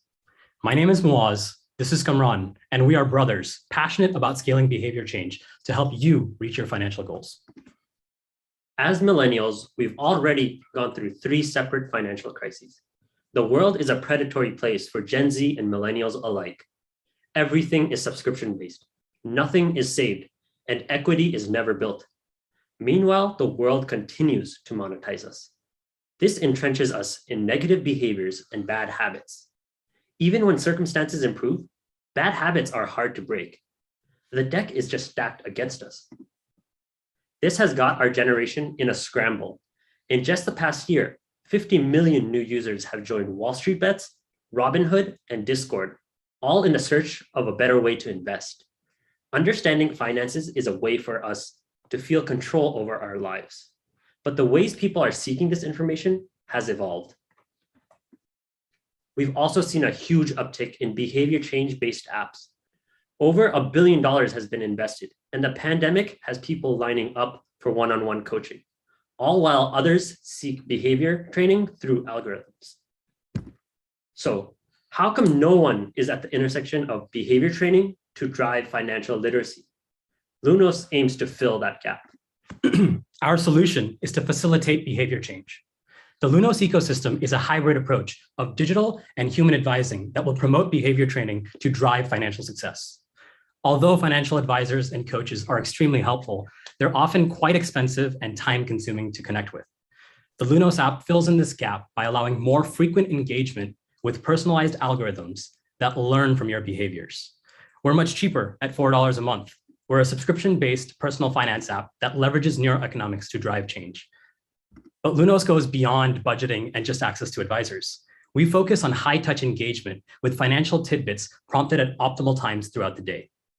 Our users hook in their finances and can immediately see the impact of changing a habit on their future goals. Something that may take advisors hours to calculate and project can be shown succinctly in-app within minutes.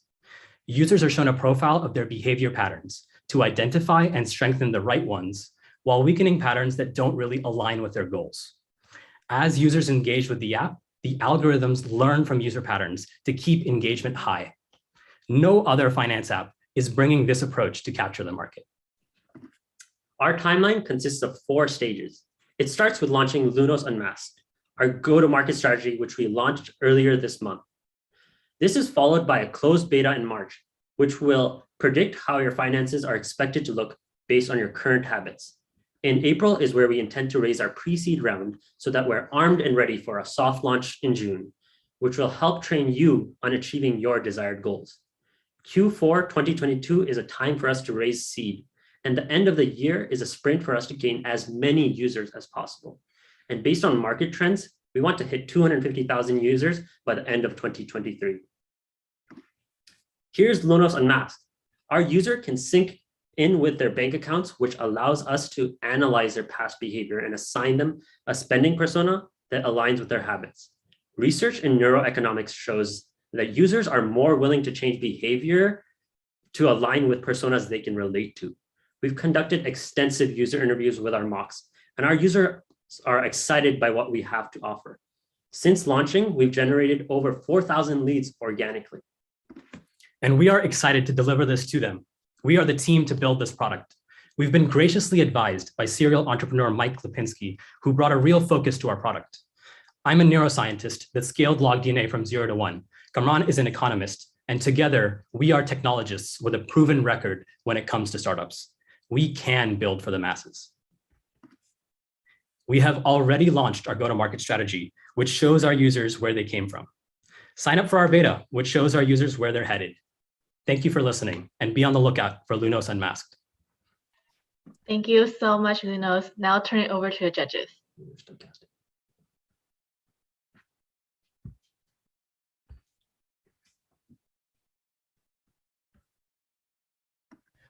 I like the a great presentation. I like the product space you're playing in. I think there's definitely room for kind of a Mint 2.0 or 3.0, whatever you want to call it, targeting a younger generation. Yeah, I'm curious how you think about distribution. What's the path to the next 100,000 users, whatever that number is, and any unique insights that are driving how you're approaching that or the channels that you're leveraging? Yeah, so a little bit about how we plan to acquire users. A lot of our users are sitting on these social media platforms, Reddit, Discord, and we want to target them with ads immediately. And that's basically where a lot of our users are looking for this information already. They're already going to these sources to look for this information. And once we get our users to come into the app, we're going to try to retain them by having these algorithms that actually learn from their behavior and adjust. So I think that will be one of the advantages that we have to keep these users. And the thing is, we've seen a lot of users go to groups like Discord, join a Discord group, and that got to over 100,000 users. And about a month later, it was back down to like 1,000. So what we're seeing is that there's a lot of engagement that's happening. People go look at these apps, but then they don't end up staying. So that's something that we're really focused on, how to retain the user and not just being a flash in the pan. And we think our personalized algorithms are the way to do it.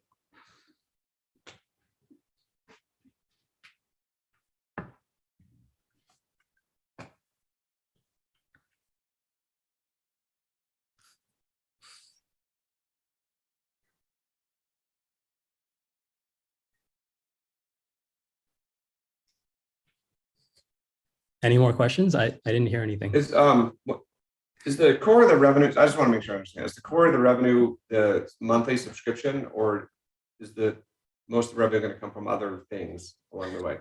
Yeah, so our core revenue model right now is subscription based. And then there's also, we can have cash holdings on the app since people need to kind of accumulate funds in order to make reach their goals. We can have them accumulate the funds on our app and kind of take some percentage off of that as well. Yeah. Are you doing any referrals to other financial products? That's also a huge thing that we have. Actually, where is it? Oh, here. So here we kind of detail all the referrals that we can do. So we can, once our user comes in, there's a lot of opportunities to kind of resell them. We can, they might be looking for like a student loan. They might be looking to open up a credit card. They might be looking to maybe take that next vacation, might be one of their goals. So what we can do is we can refer them to a lot of our partners that can help them open that credit card, get that auto loan, get that mortgage loan. So we definitely have a referral. We expect to gain maybe about $60 per user per year.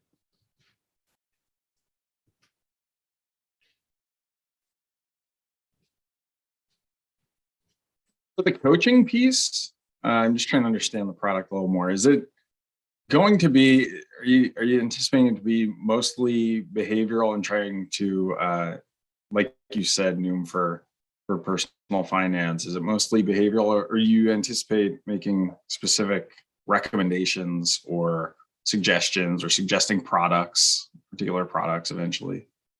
We will suggest other products, but it's mostly we're trying to do behavior change where they can kind of adjust how they've been purchasing. Maybe they've been, using too many subscriptions and they want to reduce that a bit, or they can kind of configure how the app interacts with them to kind of engage them. So yeah, we'll be focused a lot on the behavioral side of things. So like Noom, what they do is they don't enforce like a diet, or they don't enforce any sort of like plan, but what they do is they give you these tidbits that help you understand that thing better, and then that it changes your approach. And that's how we're going to do it as well. We want to increase financial literacy so that you have a better understanding of how you're going to go and actually achieve these goals. Also, another important thing is our algorithms are always learning from the more users that we get. So as many users, we can use their habits, and if they match up the habits, we can suggest things to them if they have a similar, like qualities and goals. What's the main source of data that you input into those algorithms? Where do you get the professional? Sure. So first, we have integrations to all their finances. We're hooked in with Plaid right now. So you can hook in any of your financial institutions, and we can get all the historical data of what you've been doing and how you've been behaving. And then what we do is we kind of help you pick some goals. And then based on your behavior, past behavior, we kind of train you to reach those goals. So all the data that we're getting is from Plaid, from your previous financial institutions. We pull that all in. We get an understanding of how you behave. And then as you interact with the app, we also get an understanding of how you behave. And we use that to help you train.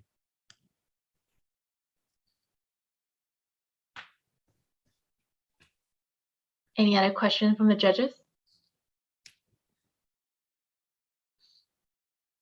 Awesome. Thank you for your time.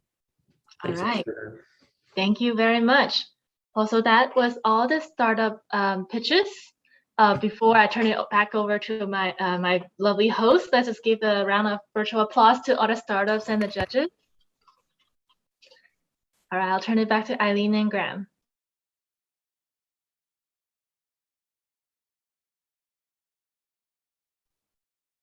Yeah, I think we can take a short break since Moses isn't here yet. Yeah, let's take a really quick. Oh, I'm here. Oh, you're here. Sorry, I he's didn't here. see you. Sorry. Okay, yeah, let's well, Graham, you can start the session. And for the judges, I have the breakout room open. You and Rhonda will go into the breakout room and do the deliberation there. All right. Well, first off, great job pitching, everyone. It was an awesome time listening to everyone. I had a great time. I hope you all did too. So while the judges are going in there to talk scores and to finalize the winners, we're going to have a great conversation today with Moses Lowe, who is the founder and CEO of Zendit. The person who's going to be interviewing him is our VP of Finance, Mr. Ryan Littlefield himself. So thank you very much, Ryan, and thank you so much, Moses, for coming and spending some time with us. We really do appreciate it. A little round of applause for you. And then Ryan, whenever you're ready, you can introduce yourself and take it away. Yeah, I won't spend too much time introducing myself, but I'm the VP of Finance for Launch. So been supporting the program for a little bit over a year. Moses, thank you so much for joining us. Moses is also a longtime supporter and success story of Launch. So we'll jump right into some of these questions, Moses, if you're ready. So if you start by telling us a little bit about your background and tell us if you've always been interested in entrepreneurship. Sweet. So a little bit of background. Went through Cal 13 to 15, organized launch 1 year, and then went through it the next year. Out of that, we got into YC, and then out of that managed to raise from Excel Partners, later Kleiner, more recently Tiger. I'm coming from a company called Zendit. We think of us like Stripe, but for Southeast Asia. So we help people accept payments, disperse funds, do payouts, and then also hold money. So things like bank accounts as a service across Indonesia and the Philippines. We process about 16-17 billion US dollars of payments every year. It's been growing about 10% every month since we launched in 2015. So it's been a good run so far, and we have teams across 8 different countries. So I'm happy to talk about lots, but maybe I'll pause there for the introduction. Perfect. Thank you for the background.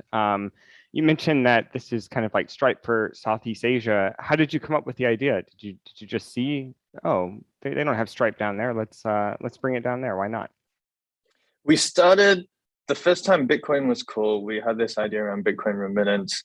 And we actually started with a Bitcoin hackathon, Berkeley versus Stanford, and managed to win that. So the idea was to instantly move money across the world on decentralized tokens. Cool idea at the time. Didn't work in practice as well as we thought for a few different reasons. But we got into YC with that idea, and then pivoted to Venmo because our idea was, hey, maybe we can do fintech within one country.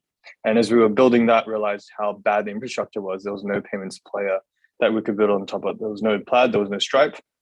We built it ourselves.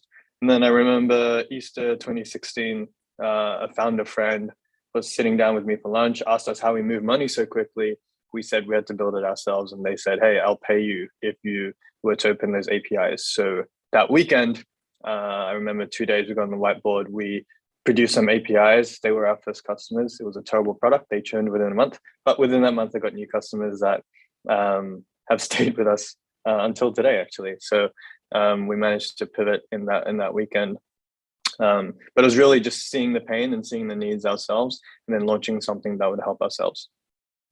Awesome. Amazing story. You've mentioned at another speaking event that you would hang out at the cafe near the engineering department to try to meet prospective technical co-founders. What was that process like, and how did you win over those engineers? Sure. So when I was at Cal, I really wanted to start a company, but I knew that I was pretty limited in my coding ability. So I actually went out and hung out at Soda Hall and spent a lot of time at engineering school and their events. And they have some pretty good events. And so I'm still a business person at heart. So I kept a spreadsheet of about 45 names of people that I met. And I thought, maybe I could be a co-founder with them. And shortened down that list to the co-founders I have now. But the way we shortened it was we went through hackathons together, different competitions, things like this together. And that kind of whittled down the team like ebbed and flowed. But we ended up with the kind of 3 or 4 people that we started the business with. Yeah. Great. I know Zindit, part of your success story is that you guys got into YC and grew from there. What are some of the biggest lessons you learned from that experience? YC's wonderful for a few different reasons. I'll probably answer this in like the ways YC were helpful for us. One, I think YC creates this amazing pressure cooker. In every 2 weeks, you had to go and kind of report your numbers in front of a group of friends, and everyone was doing better than us. And so it kind of forces you to become better, or to break down or cry, or like some function of that. And so we did a little bit of both, and we were performing really poorly for the first 6 weeks because we had this Bitcoin product that no one wanted to use. Then we pivoted, and then we managed to actually grow 16,000 users in 6 weeks. So that was the second half of YC. So we went from like the worst performing to a medium performer. The second part of YC is then the mentorship and advice we got. For us, Justin Khan spent a ton of time. Justin Khan's founded Twitch. And he believed in us when no one else did, even when we were still doing badly. But I remember that pivotal moment when we pivoted, 12 minutes into office hours with him, he actually said, "Hey, why don't you try build Venmo for Indonesia?" It was one of the 3 ideas we'd come up with. And he said, "Build it in a week, launch within a week, see what you can do in the next 6 weeks." And we launched it in a week. It really sucked, but we managed to grow to 16,000 users in 6 weeks. So just advice from people who've actually built billion-dollar businesses before, people who are all practice, not theory, was super helpful. The third thing that YC does is then produced a wonderful demo day. The ability to be the coolest company in the Valley for a day is just a very rare trait. So being able to get access. I mean, we were building for Indonesia, which in 2015 was not a very cool place to be building for. I remember there was one investor who asked me if Indonesia was in Bali, which it's not. It's kind of close, but not quite. But just the awareness of our market wasn't there. So without YC, there's no way that Excel partners would have taken the meeting. So those 3 things are how YC helped us. Yeah, I think it showed incredible grit for you guys to be able to build that almost entirely new feature in a week, which I think is a big learning that a lot of people can take away. You guys have been growing so fast, and you're one of the largest payment infrastructure companies in Southeast Asia. So how do you decide now to kind of move out of startup mode to add new product lines? How do we decide to add new product lines? I guess which ones to add to. Yeah, sorry. Yeah, which ones to add? Yeah, that's fine. Because we're B2B and we're a bit more kind of enterprisey than most businesses, we get to really ask customers what they want and then go build it. So we have this framework, which is a mix of YC and what we learned at Cal put together. We have an experiments team, people who are dedicated to launching new businesses, and hopefully some succeed, a lot fail. But the framework is you get 3 months. You have to launch something that grows 7% week on week, which is about 30% month on month. And before you launch anything, you have to talk to 30 customers. Pretty simple framework. And after 3 months, if it's still growing, we'll double down, invest more, add more team members if you need it.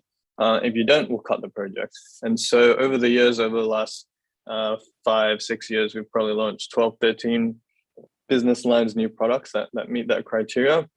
If you launch maybe twice or thrice as much that have failed, but that's fine. If we're not failing, we're not trying hard enough. So we have this practice on trying to build new businesses all the time. It's a separate team than the BAU, the business as usual org, because there's tons of blog posts and explanations about why to separate it. But we have a separate team that goes and build these things, and then they literally talk to 30 customers. So we ask them, what do you want us to build next? And then we go build it.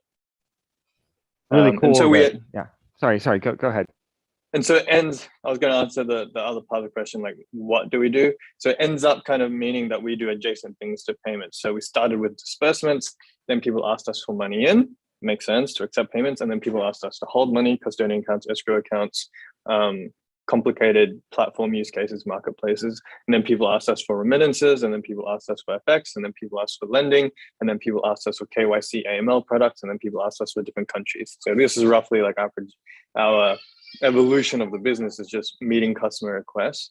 And therefore, whenever we build something, we already know there's 10 customers lined up ready to use this next product that we launch. amazing that you guys are able to continue to expand at such a fast rate. During the last year and a half or so through COVID, how have you seen that kind of impact your business and impact your strategy? Yeah, we had a pretty fun COVID time. We went into COVID really big in two sectors. We owned a big chunk of travel. We owned the two biggest OTAs in market. So think like Expedia and Priceline or Kayak, something like that. We also served the biggest airlines, so like United or American. And there's Bali in Indonesia. So we have this massive travel segment. The other part of our business was we're really big into fintech, which at the time was lending businesses. It's kind of peer-to-peer lending businesses. COVID hit, so travel, it kind of declined slowly a little bit in Asia. In Asia, we got hit a little bit earlier than the US, but I think it's reported there by the press that travel sector fell 99%. And then on the lending side, there was some announcements by the government at the time, which made people decide they shouldn't pay their loans back. So then also had a credit crunch. So we got hit pretty hard by our business. And so we spoke pretty candidly to the team. We show our team the numbers every month. And we said, here's the numbers, there's choices we have. We can fold and go home, or we can go fight to live another day. And so actually it became a blessing in disguise. We got the chance to, normally when we serve customers, big customers are telling us new features, new things they want us to fix all the time. Now these customers are focused on other things. So we actually ended up, well, my pitch to the team was, Warren Buffett says, be greedy when others are fearful and fearful when others are greedy. So I thought, there's no better time to be greedy. So we pushed into another, we aimed to penetrate another 4 or 5 verticals, hoping that one would succeed and kind of take us to the next level. We ended up going into about 3 or 4 verticals that we thought might be interesting for a COVID world.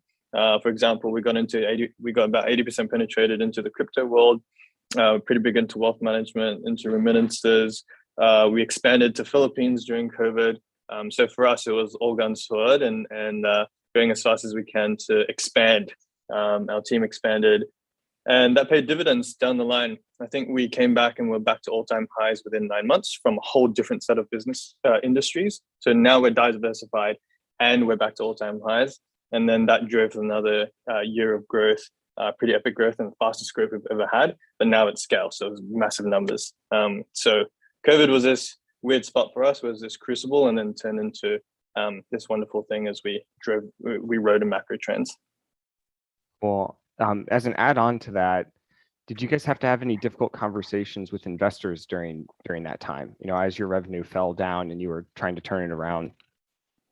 We're super lucky, I think, with the investors that we have. I've purposely chosen an investor set have been through cycles. Excel, Cleo, some of our investors have been through business cycles, so they've seen it.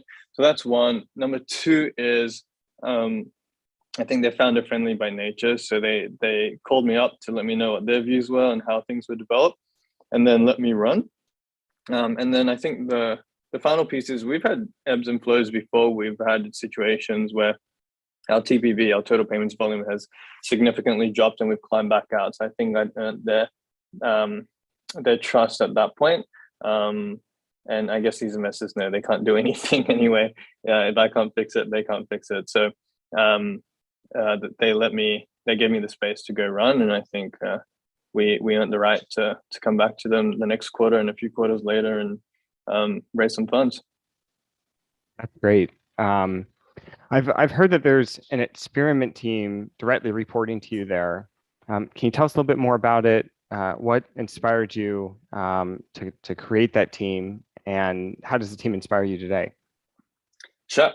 So there's a bunch of history, blog posts, theory around how to build out these teams. One, I think I spoke to the founder of Weebly, who I was asking about, when you first have product market fit, it's growing, but you kind of know that that will give you some slope over time, but you really want to keep finding new engines of growth. And him and the CEO of Twitch both said to me separately, like, hey, it's your job to go find these next engines of growth. No one else will. And so under that pretext, I said, all right, if I need to go find it, I need to spend the time. I need a team to help me because we have a business as usual business that needs to keep growing. And so as I thought about this team, Red and Innovator's Dilemma has this where it's really hard to go disrupt yourself. It's also really slow when you have a ton of existing tech. You have stories around like the mouse was invented by research teams at Xerox, but they never got to monetize it. So there's all these examples in history around building, and if you want to go build new things, you build a skunkworks team. Amazon has a team in a car park, famously. Google's Google X. So build a separate team and said to them, incentives are totally different. They're all about product market fit. They're not about scale. In payments, we run an airport. We don't want planes to crash. We want planes to go smoothly up and down. Payments, we can't have it drop. In experiments, we're breaking things all the time. And so, and it's also very different DNA to go build something from zero, fail 2 out of 3 times and still wake up the next day and work as hard. So created this little team to the side, and we started launching things. A couple failed, and then one finally succeeded. And so we learned what it was to keep creating things that actually worked. And that continues to this day. And then during COVID, we actually had, for the first time, like 4 projects that were going on, and we expect out of 4 that we run 1 to fail, but all 4 have kept going. So I haven't brought in a new experiment for nearly a year because these 4 just keep growing 30% month on month for the last year. So that's been the journey of experiments. Yeah, it sounds like a pretty successful team. Going back to speaking on your investors and thinking about whenever you were first seeking an investment, and I'm sure you guys were approached by a lot of different people. How did you decide, who to have invest in you and who's going to be right for your team? Yeah, I'll start with the context. One, we're operating in Southeast Asia, and the Valley before us, I don't think had really invested in the region. So with that context, as I was looking for advice on how to build, I wanted a few different dimensions. So from a geographical dimension, I wanted Silicon Valley to lead because I said, well, that was kind of the measure my wife put on me. If you're going to go into the startup world, you need to be able to get the best in the world to invest in your crazy ideas. So that was in the Valley. I also wanted people who are regional, Singapore, North Asia, Japan, to be able to kind of translate from the weird Southeast Asia to the Americans. And then I wanted local folks because they understand the market and they can help locally. So I wanted to assemble that group, so geographical dimension. On a kind of functional dimension, I wanted a bias towards people that were operators before, so people that actually started companies, and or if they were going to be purely investors, people who had been through cycles. And that was just advice on, if you look at the incentive structure of people and how they can be brave. If you already made a ton of money because you've invested in Slack and Atlassian and Qualtrics, you can make a bet on us and you can keep doubling down even in a bad time, and that'll be okay. Whereas if you're working with the young investor who's brand new and he's putting or she's putting a reputation on the line for you, and then you don't do that well, then that investor is not going to get the right to double down in you. So getting the right incentives and the right people within a firm to back you. And then being through some cycles means they've seen some things happen, a better with introductions, those kinds of things. So that's what we solved for on those 2 dimensions. And we got I think we got a good set of folks. We got folks like Excel partners out of the seed, and then regional folks out of Singapore and North Asia. And then we also got local Indonesian investors at the time. And so I think we assembled a pretty good list. And then on the board, we have someone who, we had 2 people who were investors for 30 plus years and had made their money many times. And we had someone who was the founding CTO of Hulu and CTO of Flipboard, so operators. So that was the mix. Awesome. Yeah, it's a great story. Obviously, you guys have been around long enough to have quite a few investors, which is awesome. Right now, the Indonesia and Southeast Asian tech startup have been booming. What would you say is ahead for tech startups in that region? What's next? There's still a lot more. When we compare ourselves, when I compare where we are compared to developed markets like the US or China or Europe, there's still a ton more. I live in the fintech world, so you can see over time that this is kind of fragmentation or disintermediation of the bank as it breaks up into its all component pieces. And then over time, you have some version of consolidation back. We're very early in the cycle. I mean, crypto's only launched in the last year and a half. wealth management has probably only launched in the last 6-9 months. So it's very early days for us, and a lot more for us in the future. It's actually kind of fun to be in developing markets. You can kind of look around the corner and see what's going to happen, which is rare to have a crystal ball like that. Yeah, it's a very, very cool situation to be in. What were some of the biggest challenges you had as a founder? You know, maybe early, medium, and late stage since you founded Zendit. Yeah, the one that most consistently comes to mind is hiring, because you have this problem which, assuming you're all small, will immediately face. You have the equivalence of like a Facebook or Google offering way more money than and very comfortable lives, and very relaxed jobs relative to startup life. And so we had this interesting hack, at least it worked for us. I got this idea to actually from one of the Stripe founders. Here's a blog post about it. And the idea is you hire a group of friends. So what we did was we went to the technical university in Indonesia, and we said, hey, we can't pay you as much as kind of these other unicorns, but we can teach you to code like Berkeley taught us to code. And Berkeley has a really good reputation there. So, and you can work with your best friends every day. So we gave out like 12 offers to grads, and we thought maybe 2 or 3 would take it, but all 12 took it. So we suddenly had this influx of devs, and it worked out really well. We didn't have to figure out interpersonal dynamics. They already had that. They already could self-organize into teams. They already worked well together. And so we kept doing that. When startups would go bankrupt, there was the two startups in Malaysia that were kind of winding down. We took on people from their teams. And our dev team for probably the first 2.5 years was basically 2 groups of friends that we just kept poaching more people. And then on the product manager side, there's no PMs in Southeast Asia when we started, but I really like the lawyer toolkit. So we converted one Singaporean lawyer to be a PM, and then we hired all her best friends. So now their friendship group, I think 95% work at Senate, and one's a founder doing his own thing. So we kept hiring groups of friends. So that was kind of one big challenge. Let's call that the early one. The late one is scaling culture, I'd say. We care a lot about culture in the organization.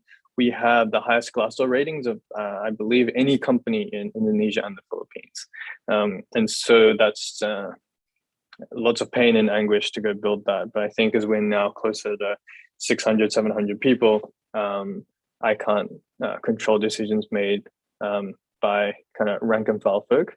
But it's fun to see that culture has scaled. But I think continuing to make sure as when we went past that kind of 250 mark, that tribal awareness that a human brain can handle. And then as we went into COVID, when now 2/3 of our population have never ever met or haven't been to a Senate office, because we hired 2/3 of our people during COVID. Just learning to continue building culture in this environment, which I can talk about hours, but I'll pause there.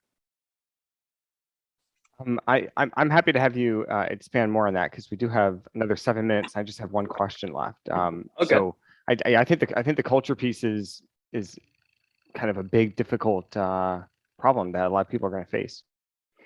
Yeah, I cared about culture when we started because I didn't care that much about lots and lots of money. I'm not that motivated by that. But I do care about waking up and really wanting to go into the office every day. And at some point, it's not your company anymore, it's in the investors. And at some point, the train kind of gets ahead and you don't control everything anymore. So for me, I really wanted a place that I really could be proud of and people would love going to. And so the definitions I found or the advice I got, a lot of it was pretty amorphous and pretty ambiguous. But there were a few definitions of culture I really liked from different folks. I forget who exactly, but there's 3 definitions of culture that help make it very actionable. One is, and this is straight from YC, culture is the extension of the founders. 2 is a mix of I think Brian Chesky and Justin Kahn, but culture is who you hire, fire, what you punish, and what you incentivize. And third, culture is the operating system of the company. So I'll explain how these 3 things are interesting for us. Culture is the extension of the founders. I remember a time, I hate gossip. I know it's human nature, but I really hate it. And this is maybe 2 years in, I noticed that my direct team, this experiments team, there were a few people were just saying things about other people behind their back, which I really didn't appreciate. But whenever I see a situation like that, my first response is to go look in the mirror and see what I need to be doing differently.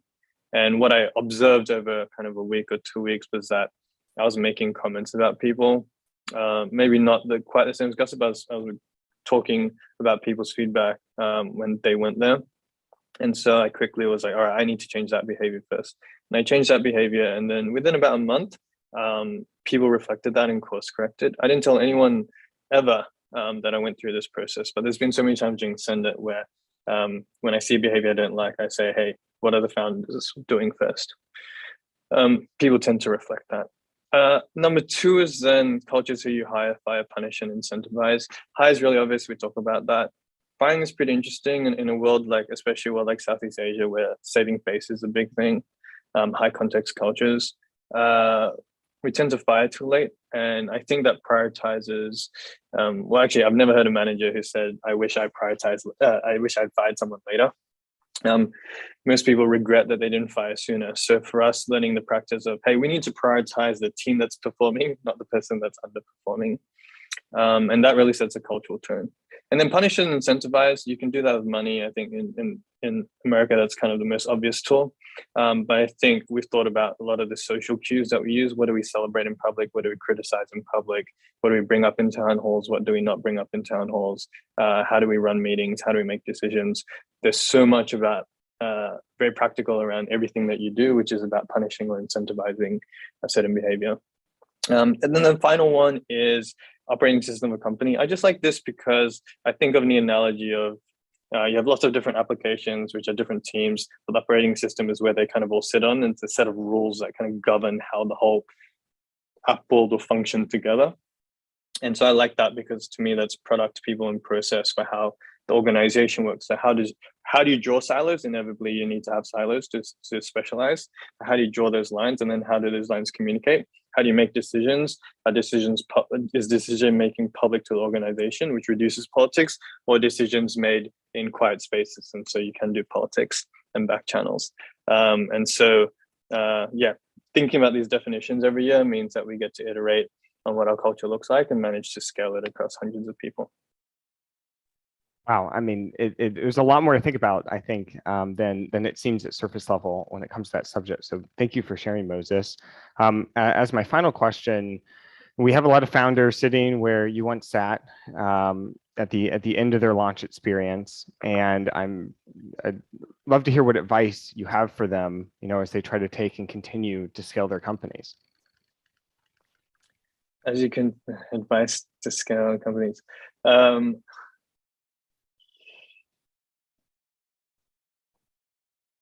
Given the stage we're at, I think I'm thinking about the YC batch and the demo and the launch batch and then the Skydeck batch that we were in. I think truly finding product market fit before you scale. I know people who chase the numbers too quickly versus it's Paul Graham has his blog post, which is 500 customers that love you versus 1,000 that use you. And my test for that had to be, and I put it to the founding team at the time, we need to grow primarily through word of mouth. Otherwise, our product isn't good enough. And for the first 2 years, we grew through word of mouth with 3 salespeople that did no outbound work. We just answered calls. And so making sure you find that product market fit before you scale. Justin Kahn with Atrium, he talks about this, where he scaled before finding product market fit.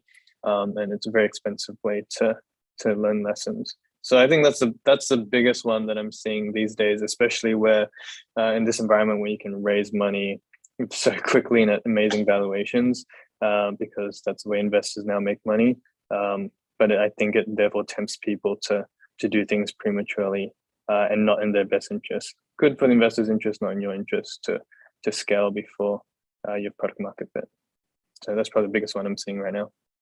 Yeah, I think that's great advice. It's tempting to kind of take on the biggest valuation, the biggest check that you can as soon as you can, but being strategic would probably prevent a lot of startups from maybe failing earlier than they needed to. Yeah, just watch out for the down round. I've had friends go through down rounds and they're really, really hard to come out of. And I don't know when the music stops. And when the music stops, we all got to justify valuations. Well, cool. Thank you so much for joining us, Moses. We're actually going to take a 5-minute break while the judges continue to deliberate, and then we'll all come back at 5:15 for the final announcement of our top 3 teams and audience choice. Everyone, please feel free to stick around, whether you're a team, a speaker, or just a member of the audience. And maybe one more. If you don't win, that's totally fine. We didn't win, and we did okay. So go build a business anyway. Great advice. Good to hear. Very encouraging. Were you guys top 3, Moses? I think we might have been. I don't remember. I remember that we didn't win. And I remember that that's okay. Yeah. I guess. Cool. Who knows where you guys would be if you won, though. Yeah, maybe even better. All right. Thanks all. Cool. Thank you. Bye. Great to talk to you. Okay, well, we will be back at 5:15. Please bear with us, and thank you everybody for your patience. This is not just to increase the drama behind it all. We just need a little bit more time.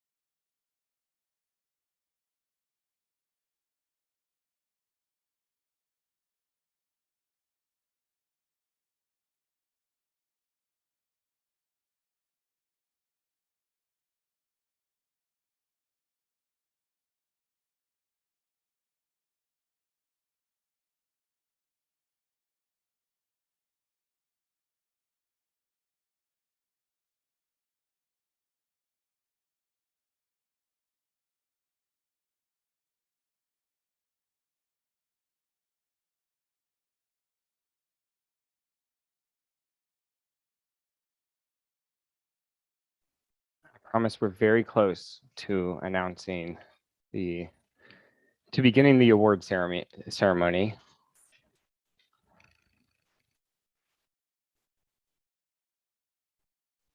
I'm gonna have to start juggling or doing stand-up comedy, and I'm not good at either of those.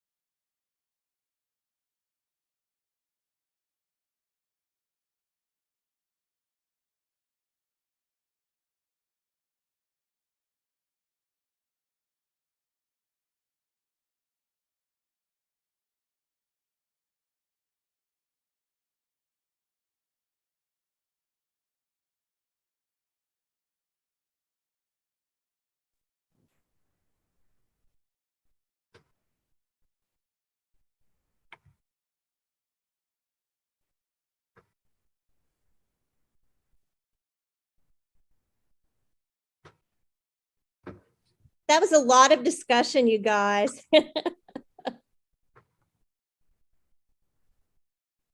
Rhonda, are the judges going to announce the results? Yes, they are. I Excellent. would love to turn it over to who is first.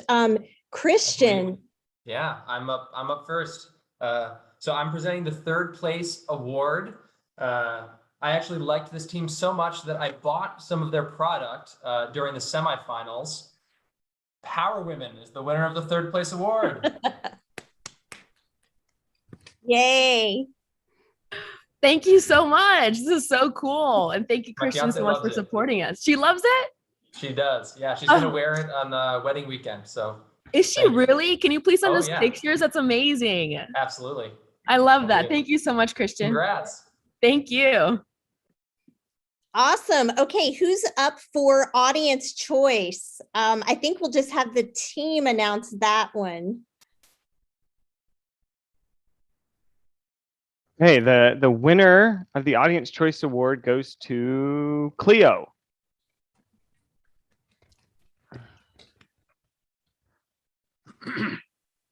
Thank you so much. All right. Cleo, want to say anything?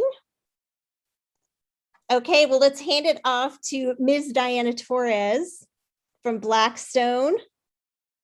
Please announce our second place winner.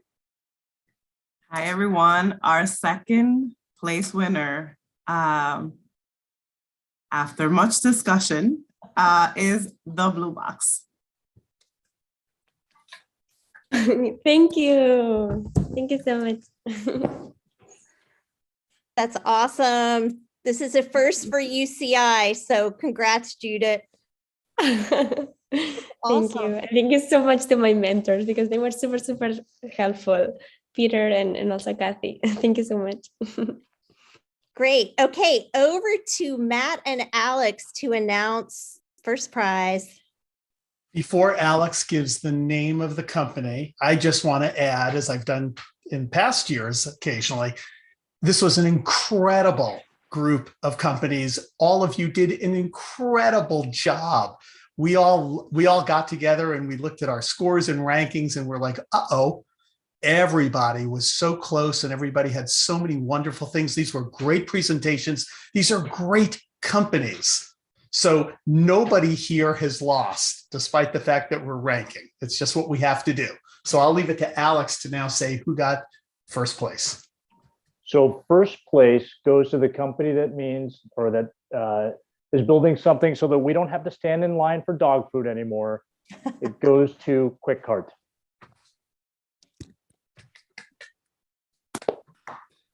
Thank you so much, Alex. This means so much to us. You have no idea. Wow. If we had awards to give to everybody, we would have, by the way. So. All right, turning it over to Eileen and Graham. Thank you guys so much. Thanks to all the judges. Thanks for all your feedback and congrats to everyone. Thank you so much, Rhonda and the judges. It's been a great day for us. And thank you everyone for joining us today. Thank you for voting for the Audience Choice Award as well. We will upload this, the recording of this event to YouTube later so that please share it with any friends, investors that you might know who might be interested in seeing the startups. And we'll also just follow up with everyone who registered through Eventbrite, and please reach out if you have any questions for launch or for any of the startups that presented today. Thank you so much.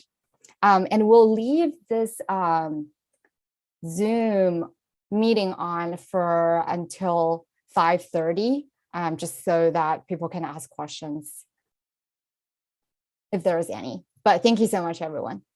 And thank you to Moses, thank you to the judges, the mentors, and thank you, of course, to the Launch Student Leadership Team for all the hard work that they've done. It's been a great semester. Thank you, everyone. Well done. And a thank you to our sponsors as well. This is all thanks to them that we were able to give cash prizes to the team. So thank you to them as well. Thanks, everyone. Great job, everybody. See ya. Great job. Thank you, Christian. Best of luck. Thank you, Diana. Thanks all. Hey, just curious, how much of a cash prize are we talking about? Just so that I know how much of a chicken dinner should I ask for, Myron?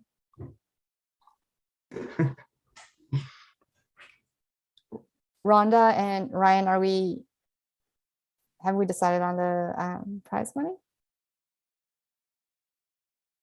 Yes, we have. First place is $25,000. Second place is $15,000. Third place is 10.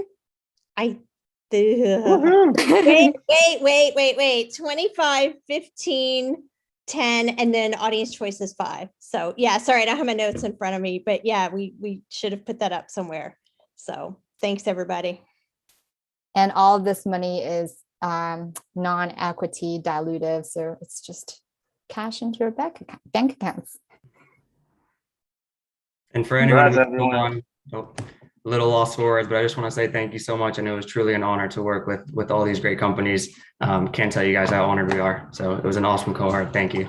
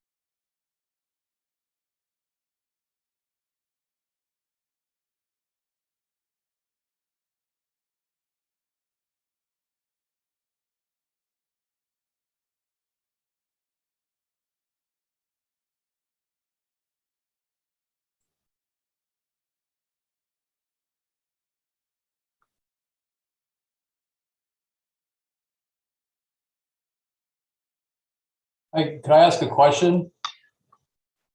How often do you guys have these? This was really great, and it was really awesome to watch the presentation.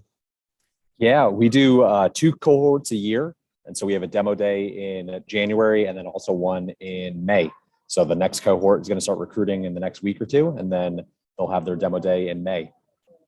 Excellent. And do you have more other events that are open to the public? We do. We have what we call boot camp 2, which is basically our semifinals before the demo day. We have that as well. So it took place, I guess it was mid-December, December 12th-ish this year. So yeah, we have those as well. Happy to send out the invite. And Mark, if you want to shoot me your email, I can add you to our invite list as well. Okay, I'll send you a message. Thank you very much.